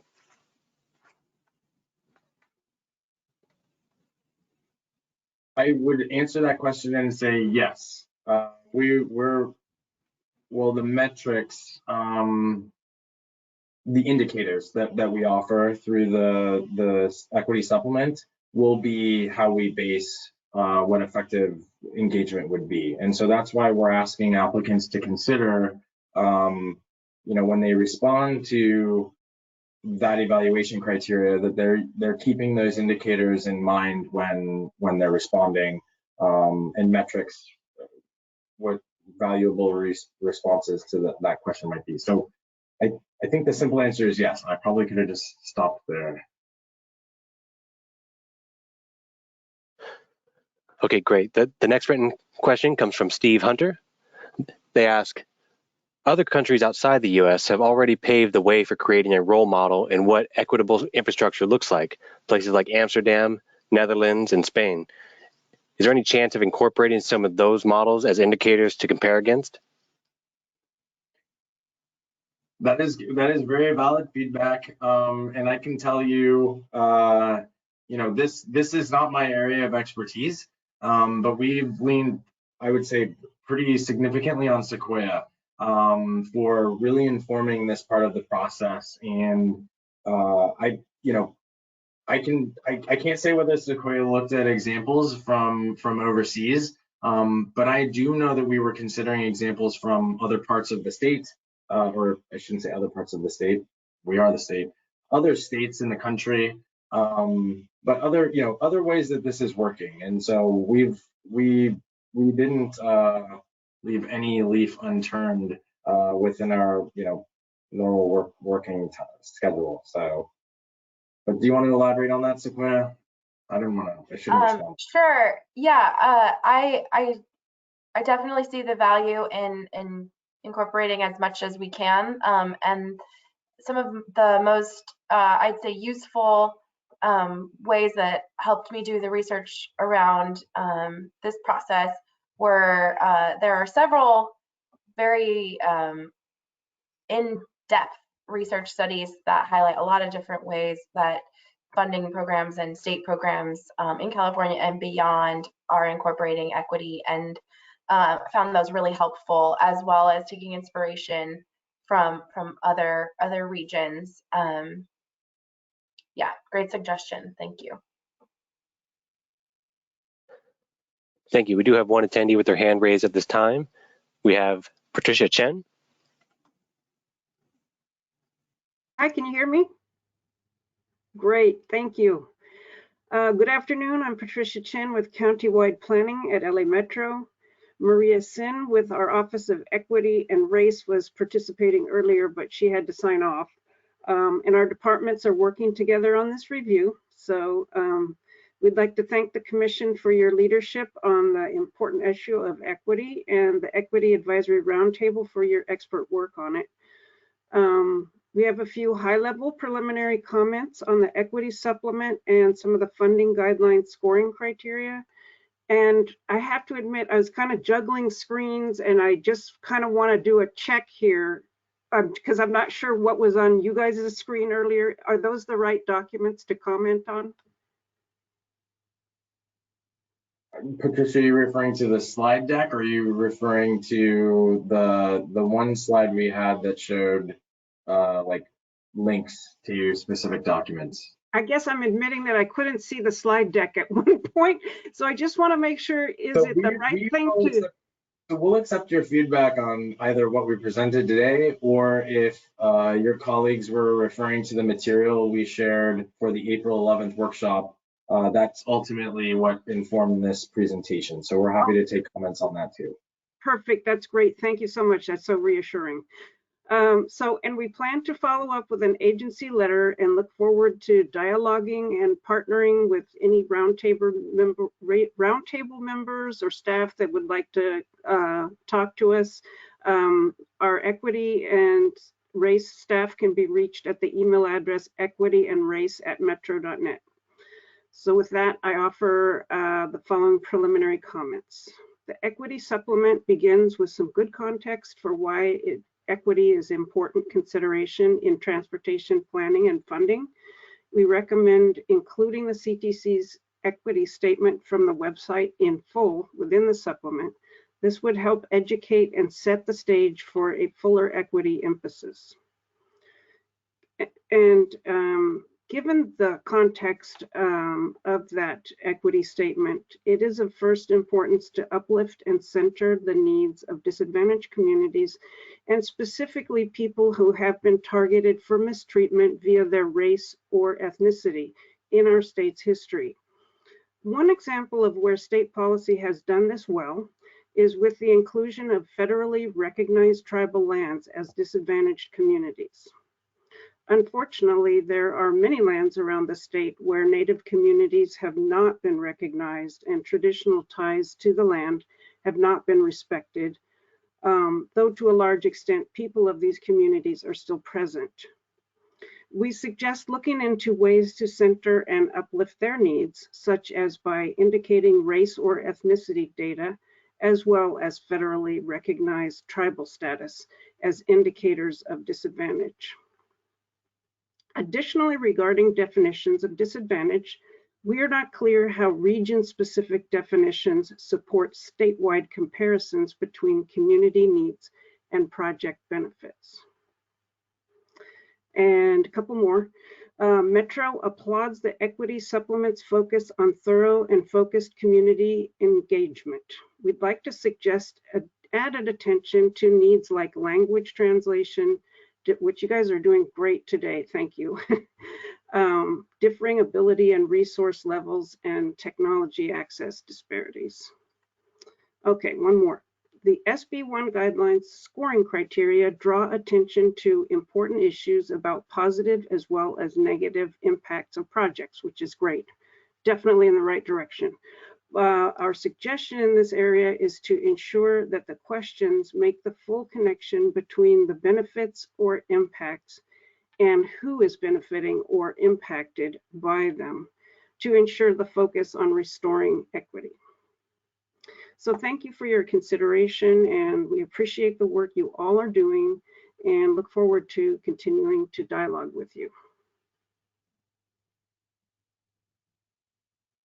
Thank you, Patricia. Yeah, we had received, I believe, some pretty thorough feedback from your group early on, from your group over at Metro, and it was considered in the development. And so happy to hear that, you know, it's mostly in line with what Metro is doing and what you consider to be in the right direction. And we'll take that feedback or your suggestions back internally, you know, and reflect those, and you know, as applicable in our I would say final rough draft of the guidelines. But just to confirm, you are also planning on sending a letter with those suggestions. Did I hear you right, Patricia? Or yes, that's right.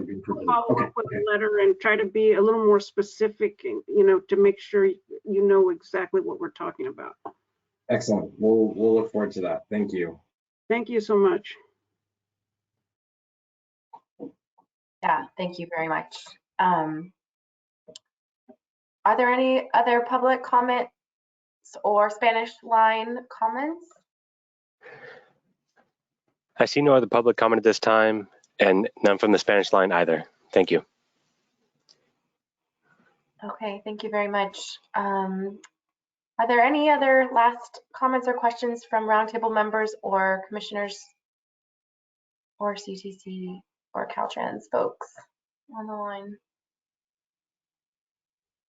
All right, hearing none, I want to say thanks for that great discussion, and thanks for those really helpful questions and suggestions. And I'll close out by saying that I've really enjoyed being part of this process, and I look forward to continuing to work on this and future guidelines with you all and with the commission.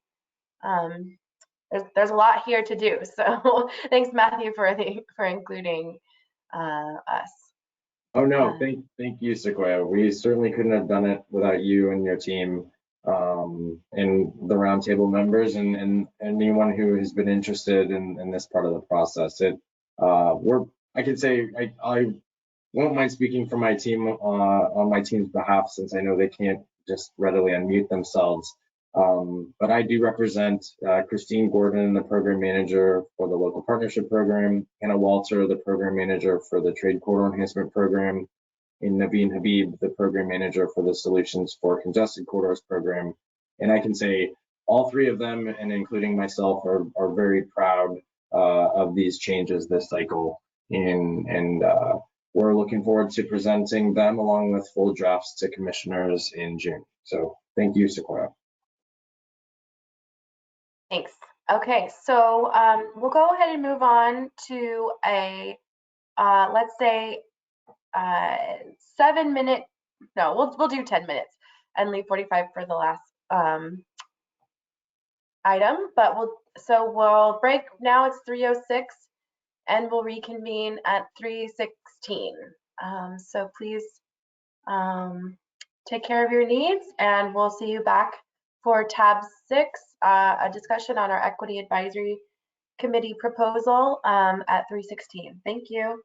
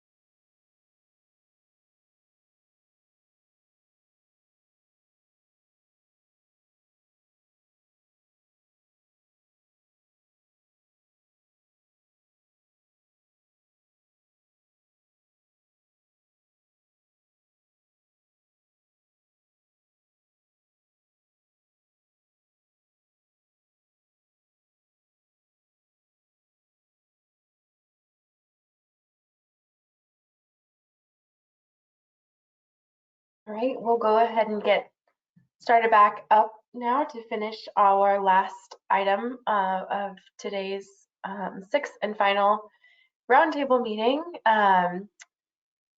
So for tab 6, I'm joined by my colleagues Avital Barnea, Deputy Secretary for Transportation Planning at the California State Transportation Agency, or CalSTA, CalSTA, and Amar Sid, Race and Equity Program Manager for the California Department of Transportation, or Caltrans, Office of Race and Equity. We will present a proposal for the development of an interagency equity advisory committee structure formulated with recommendations sourced from prior roundtable meeting discussions, as well as outreach conducted with other state agencies and regional air quality districts. And feedback received during this discussion will be incorporated into the final recommendation for the Equity Advisory Committee structure proposal, which we'll take to the commission and our executive boards in the late spring, early summer. With that, we'll go ahead and get started with the slides.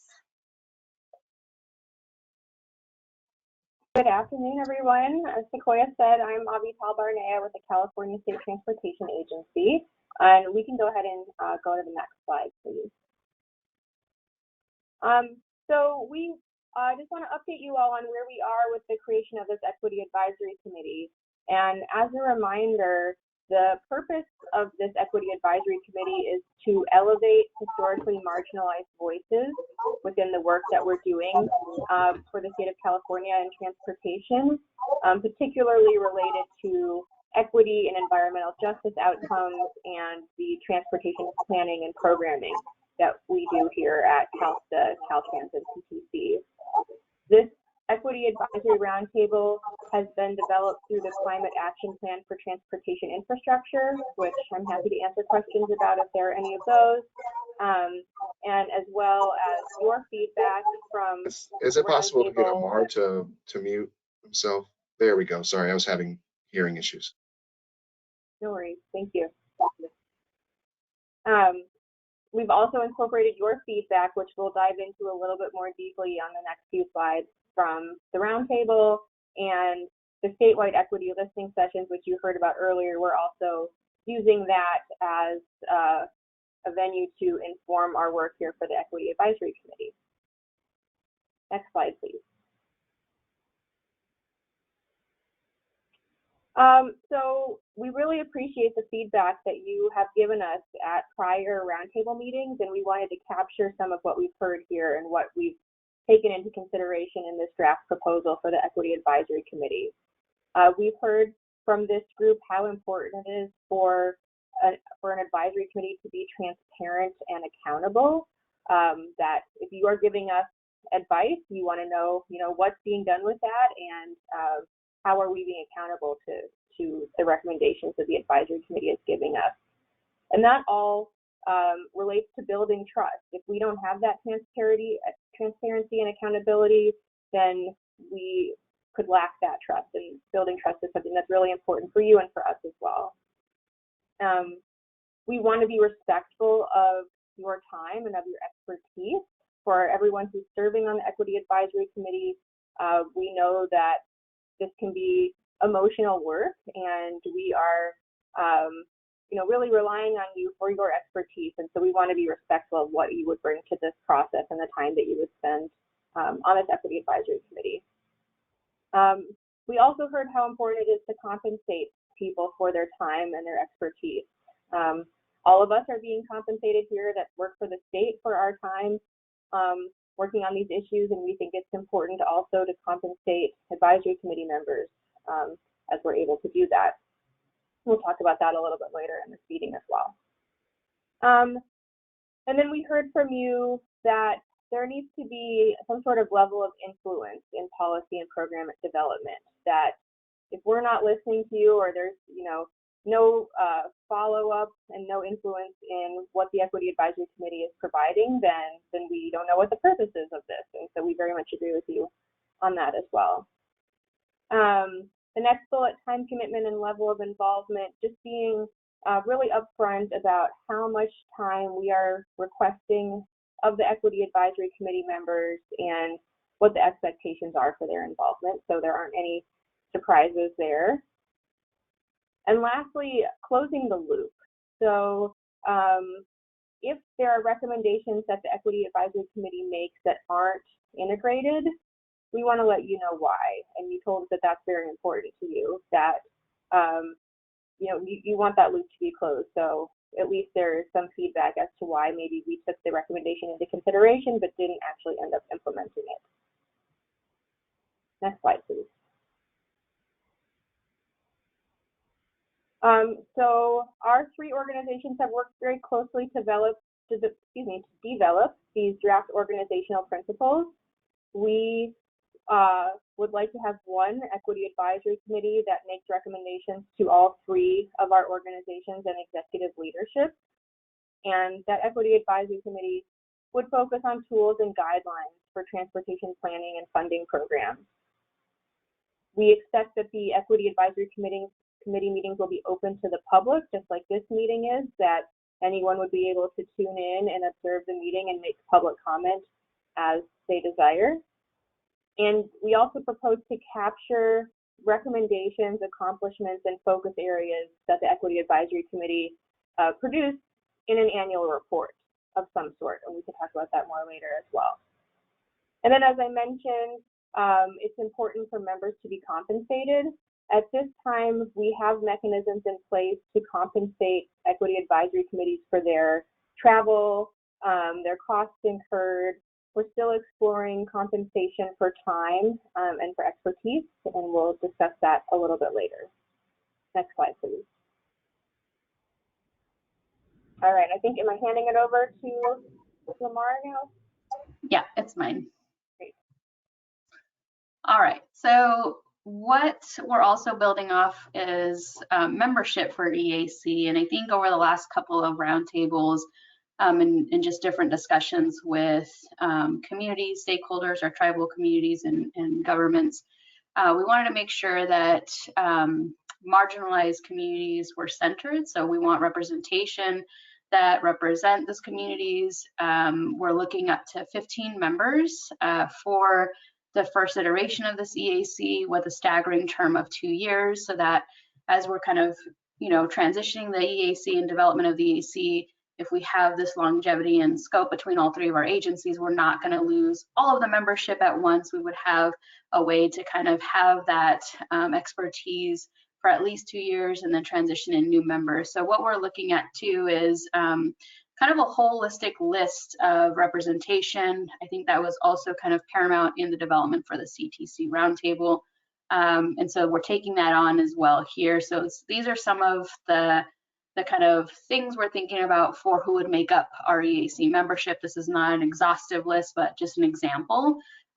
Tribal communities, government representation, community-based organizations, individuals and organizations that represent our disabled, elderly populations, disadvantaged business enterprise, so maybe a small business enterprise as well in there, and then also non-traditional industries. So this is again a list that we're still exploring, and I think we would consider what community members represent and how they represent maybe that equity lens in the space. So let's go to the next slide.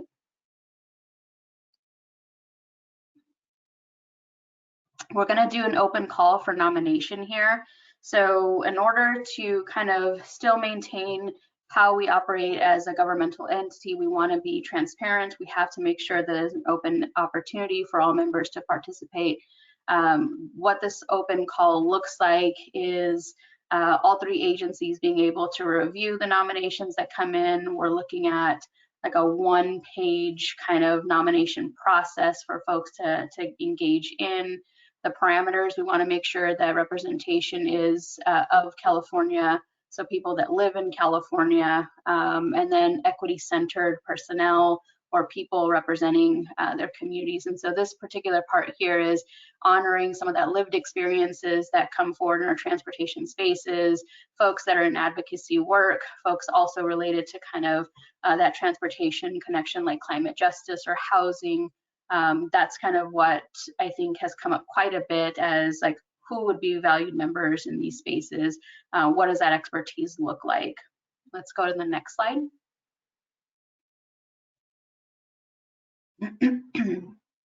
So again, this is a draft of what our group has worked on. We're envisioning 4 meetings a year as a formal EAC group that would be supported by agency, CTC, and Caltrans staff. So most likely my office, Sequoia and Avital, participating in that support structure. 2 larger meetings with the EAC body and our executive leadership, so similar to like a CTC commission, agency executive leadership, and then Caltrans executive leadership coming online for this larger discussion platform. We would work collaboratively on agenda setting. So again, with all 3 agencies in mind, making sure that the agenda is reflective of the efforts that we want to work with in collaboration with an EAC chair member. This would probably happen once a month. This could also look like a standing once a month discussion with all 3 agency staff members. We're also looking at opportunities to reflect education or ongoing kind of collaborative spaces. So again, from CTC Roundtable members, there's a call out to make sure that all membership or who are going to participate with us have an opportunity to engage in all the programs and projects that we actually are responsible for, and making sure that agency staff provide that educational opportunity or a level to debrief on all of the things that maybe Caltrans is working on in like some of the districts. So providing opportunities for like lunch and learns where we can have informal discussions, informal sharing opportunities, bring members up so that they have that capacity to engage, so that's not just like recommendations, that they're actually providing some of that technical expertise on the programs that we may have. Let's go to the next slide. All right. Yeah, this is you, Sequoia. Yeah, thanks Avital, thanks Amar. Since this was a collective effort, we're taking on the presentation all together as well. So I'll go ahead and outline our draft proposed scope that we anticipate the Equity Advisory Committee to review, advise, recommend, and develop transportation-related plans, programs, and policy that includes, but is not limited to, state transportation planning guidelines, like the SB1 guidelines that we've brought to the roundtable, state transportation funding program guidelines. Sorry, I mixed that up. SB1 is a funding program. Planning is another realm. Development, updates, and revisions of state transportation plans. And again, if this feels confusing, the lunch and learn opportunities and kind of educational opportunities are what we intend to help kind of get folks to where they'd like to be in order to provide recommendations on these things. Other elements include quantitative and qualitative metrics for evaluating equity benefits and outcomes, such as the metrics that we presented today or the future index, perhaps. How to best integrate meaningful community engagement practices into all aspects of transportation work. Recommendations for improving equity outcomes in transportation planning and programming, and providing recommendations on Caltrans project nominations where applicable in order to maximize equity outcomes to state and federal programs. And again, this is a draft. Next slide, please. So the concept that we are proposing, sorry, let me make my screen a little bigger,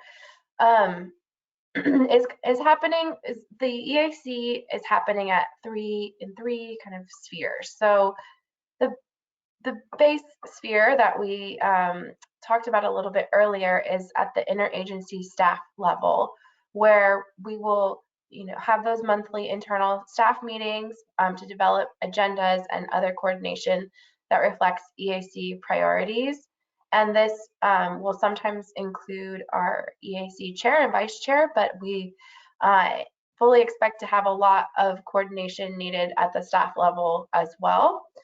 Then that work will then feed into this middle box, which is representing what we anticipate the Equity Advisory Committee will be taking on. So again, up to 15 participants making up the advisory committee, quarterly public meetings, similar to, in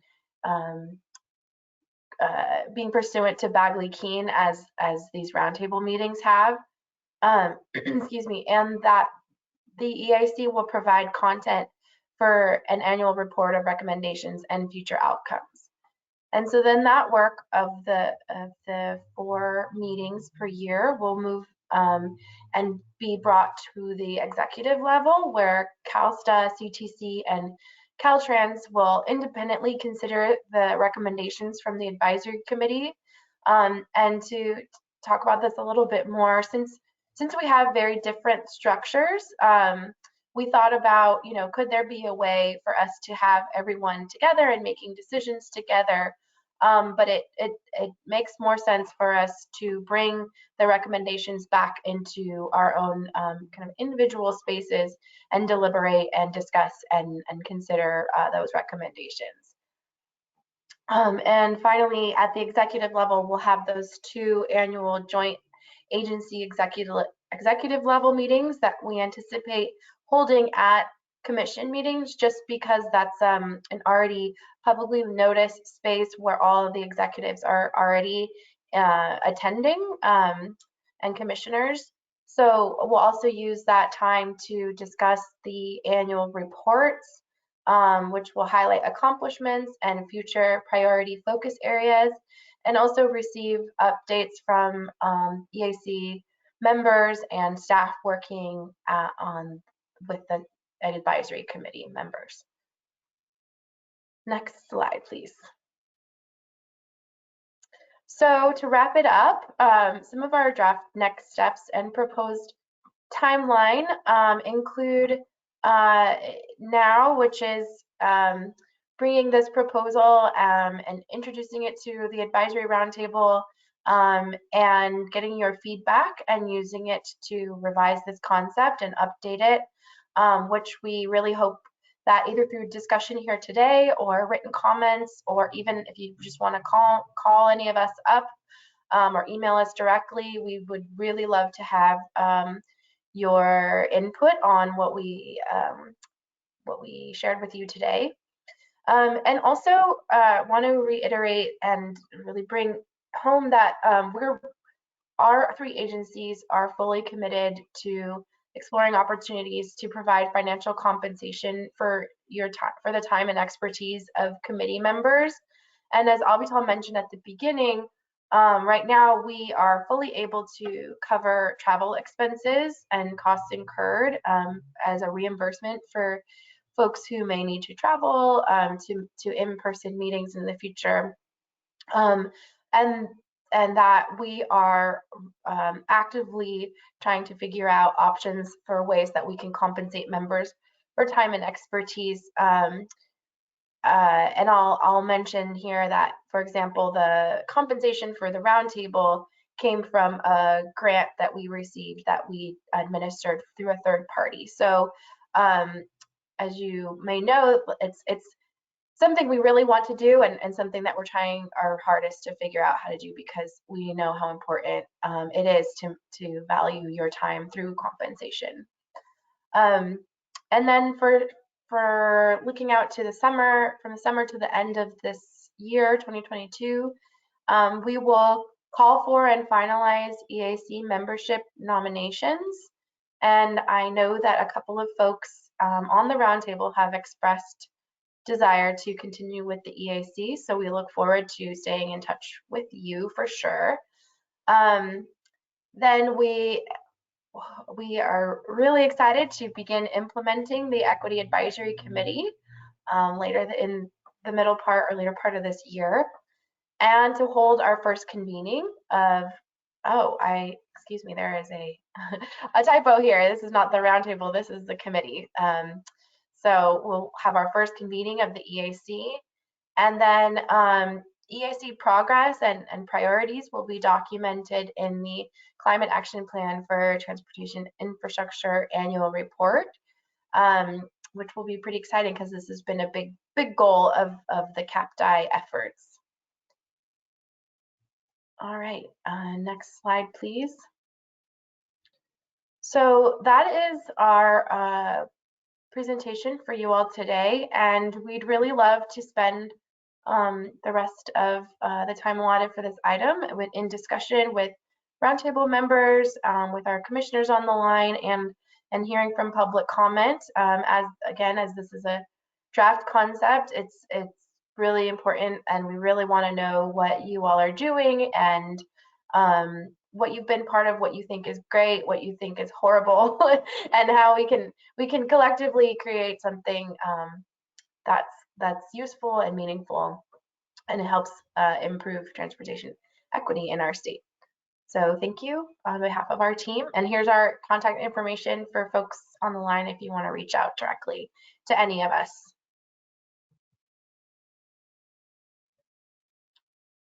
Great.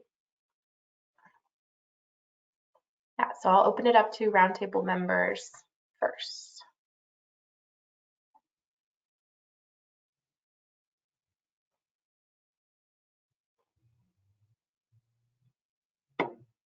It's Connie. I just would like to say thank you so much for the presentation, and it looks fantastic, and it's been an honor to be involved in this process. So look forward to the future. Take care. Thanks, Connie. Appreciate that. Appreciate your commitment and what you've shared with us throughout this process. Leslie, did you want to add or ask something? Hi, I just want to echo what Connie said. This has been a great opportunity, and I do appreciate what you all have taken back. And just, I really hope that moving forward that tribes are considered and brought to the table early on. Thank you. Thank you, Leslie.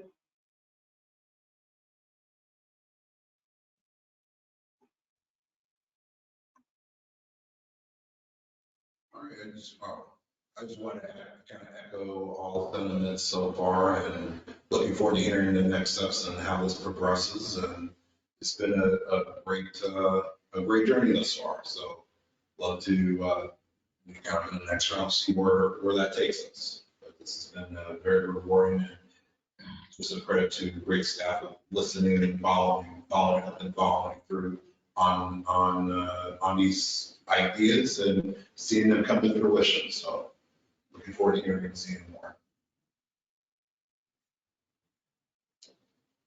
Thanks, Gerard.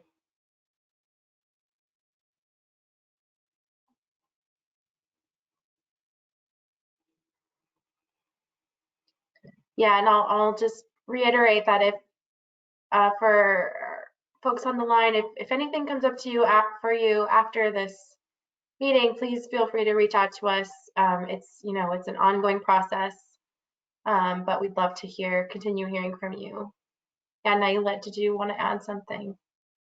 Yeah, I wanted to add into the Love Fest that was happening. I just really want to thank the CTC, CalSTA, Caltrans for coming together and creating this, and also just this space as our last meeting. I think I was skeptical, of course, and then we had really contentious meetings that I think every agency leaned into and respected and appreciated and showed that we were valued.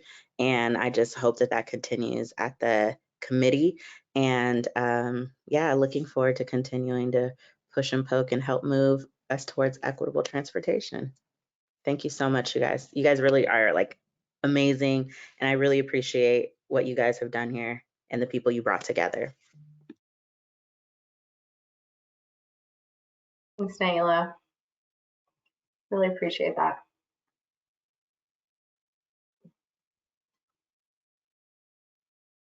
Yeah, and I want to recognize that this is our last time together. So if there are, other thoughts that you're having, this is a great time, or later on in further discussion. But it's kind of nice that we're able to end the roundtable process while kind of birthing this emerging committee together. So I think I'm really excited to be able to keep this energy moving and flowing, and to keep you all in the loop as much as possible, or seeing you as future committee members.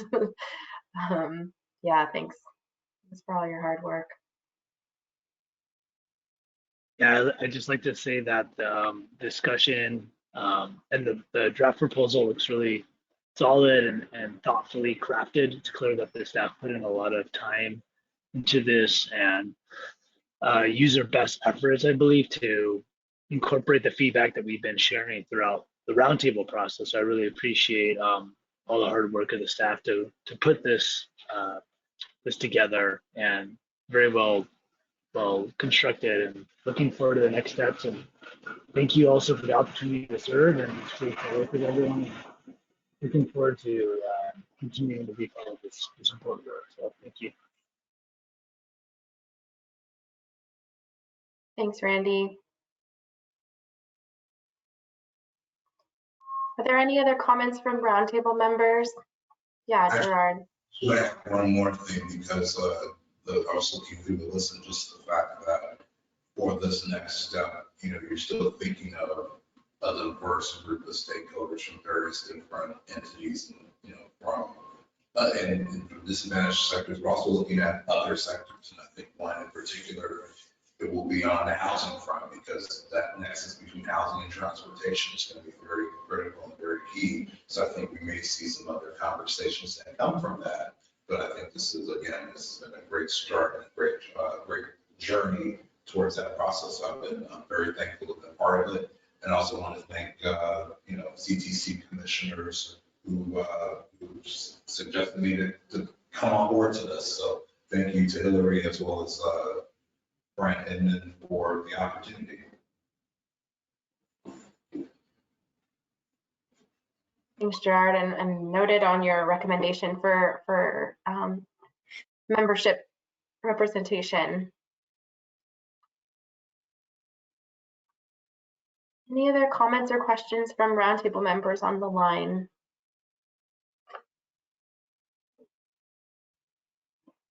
All right, well, thank you all very much. I'll go ahead and move into commissioners on the line. Sorry, we're going to stay on tab 6 for a little bit longer, but if there are commissioners on the line who have questions or comments, we'll take those, and then we'll move into public comment on this item. Commissioner Liu. Thank you.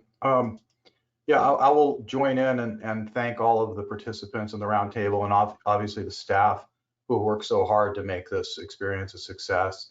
It's no surprise that there were contentious times during this process, and it's really nice that we seem to have a lot of agreement on how we should move forward in our next steps.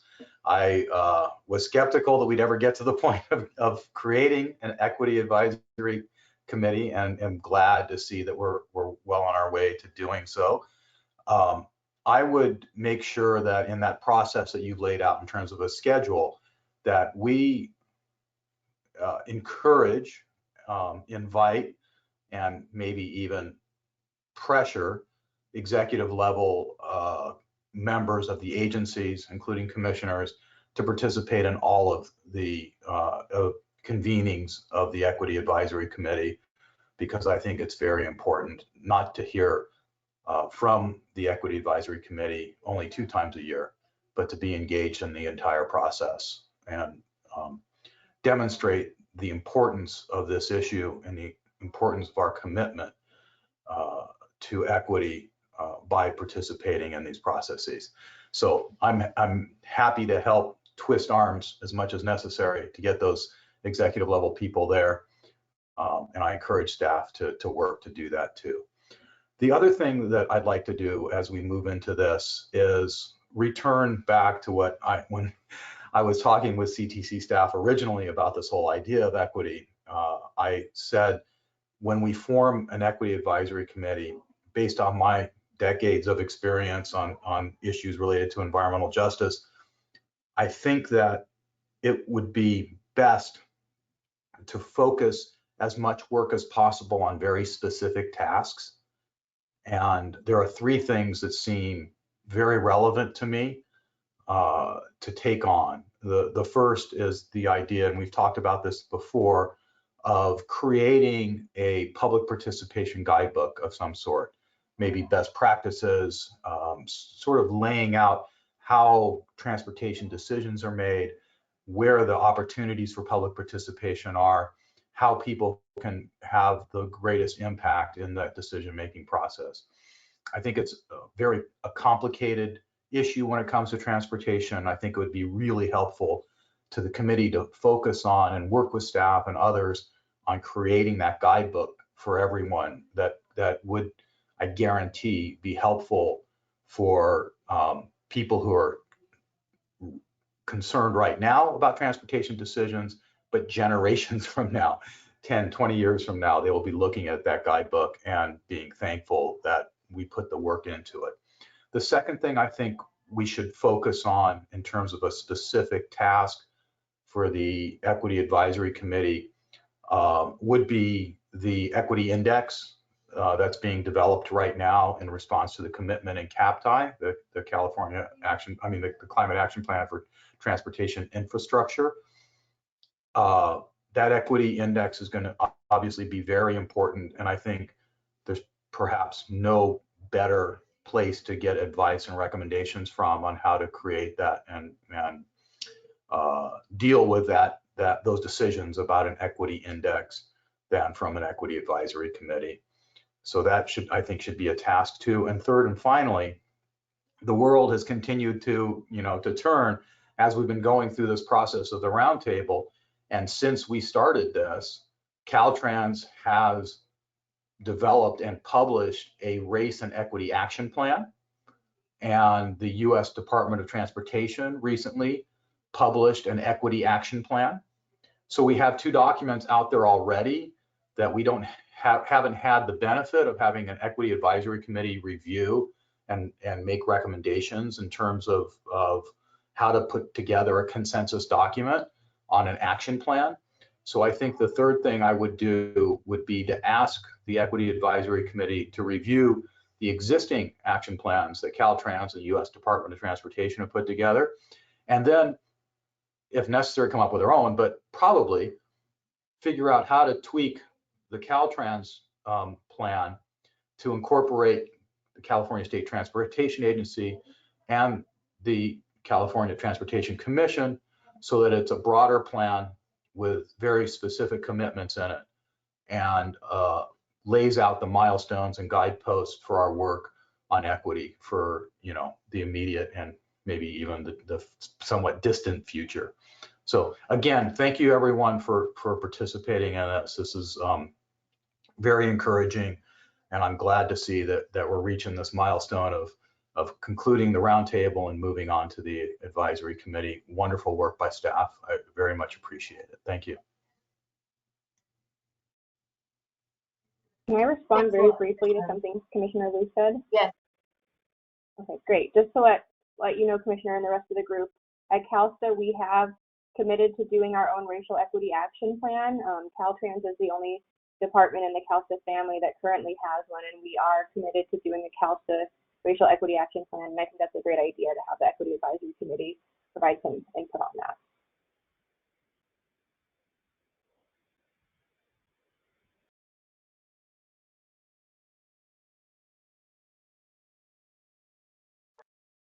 Yeah, thank you. Really important suggestions and some other elements that came on board post us developing our priority areas. So thanks for flagging those. Amar, did you want to respond before we move on to any other questions?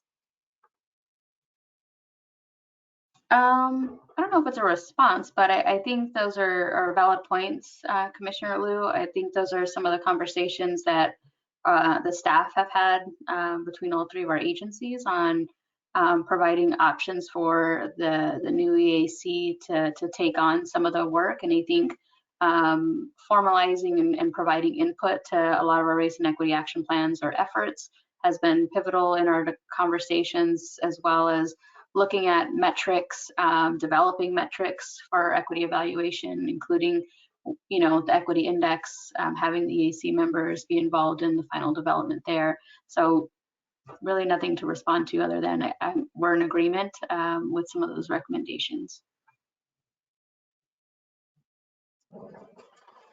Great, thanks. Are there any other questions or comments from commissioners on the line today?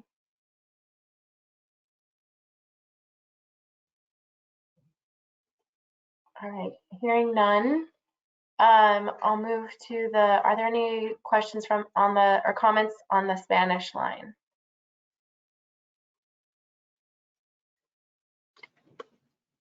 No comments from the Spanish line at this time. Thank you. And are there any public comments? Not seeing any public comment at this time either. Thank you. Okay.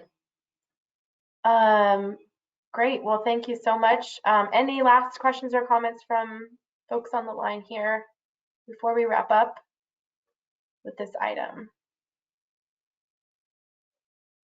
All right. Thank you.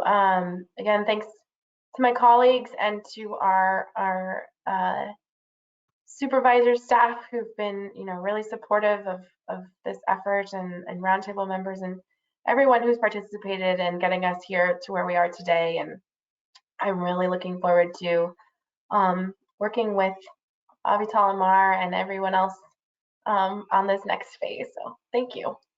We'll go ahead and wrap up. Item 7.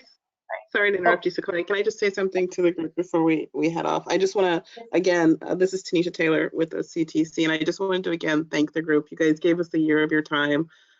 We've moved meetings around. We've adjusted things to make sure that your feedback could be built into this process.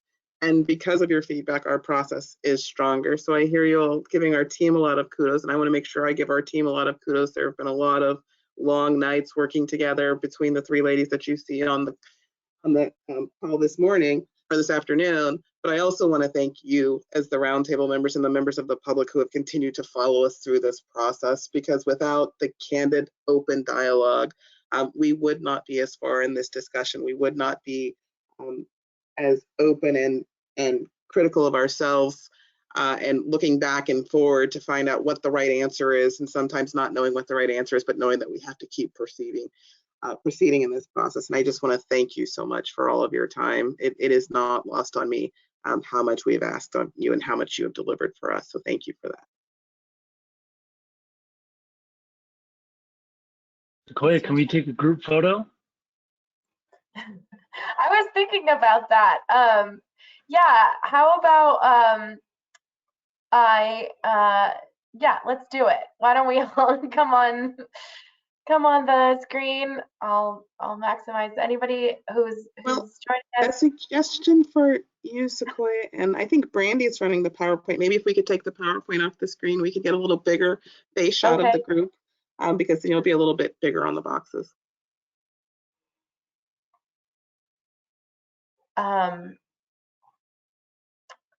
Yeah, please feel free to turn on your cameras if you're joining us. Would someone who is more adept at doing screenshots take one for us, please?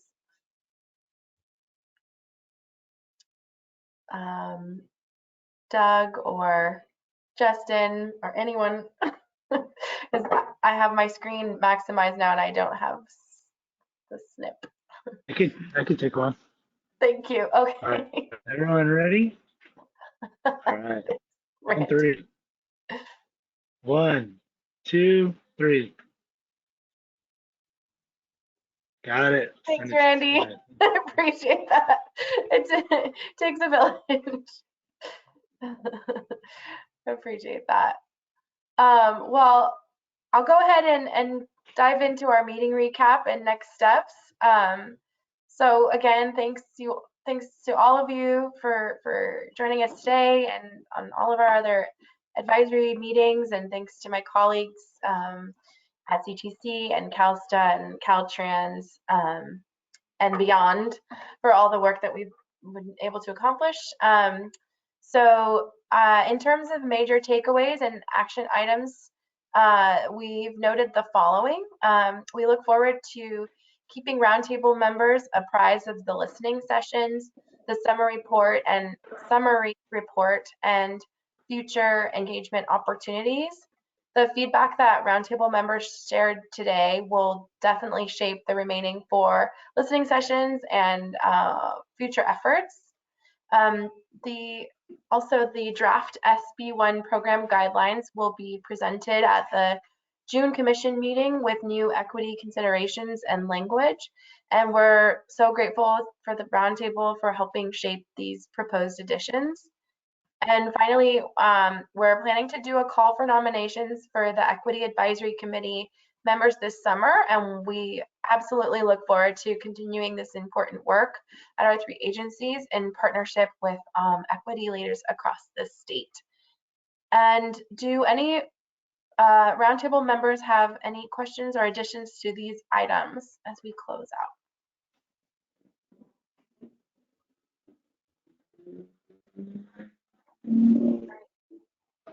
Hearing none.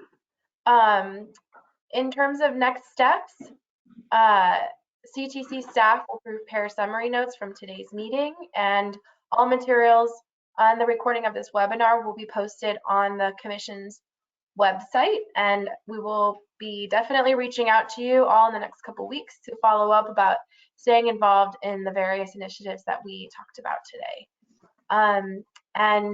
Are there any final questions, comments from Roundtable members, commissioners, or the public before we wrap up on the Spanish line or public comment?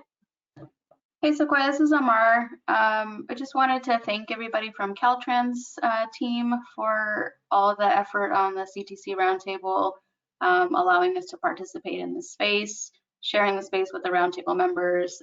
Also, kudos from Jeannie Ward-Waller, who could not be here today. She sends her gratitude for all the hard work for all the committee members, the commission staff, and all of the interagency support on all of our efforts. So thank you all. Yeah, thanks, Amar.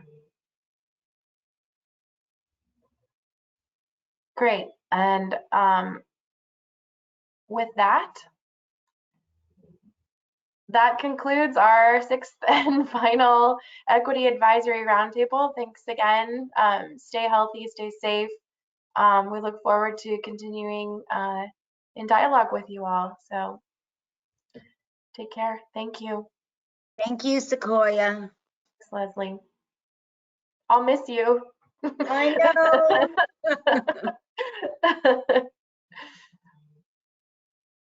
Have a great week.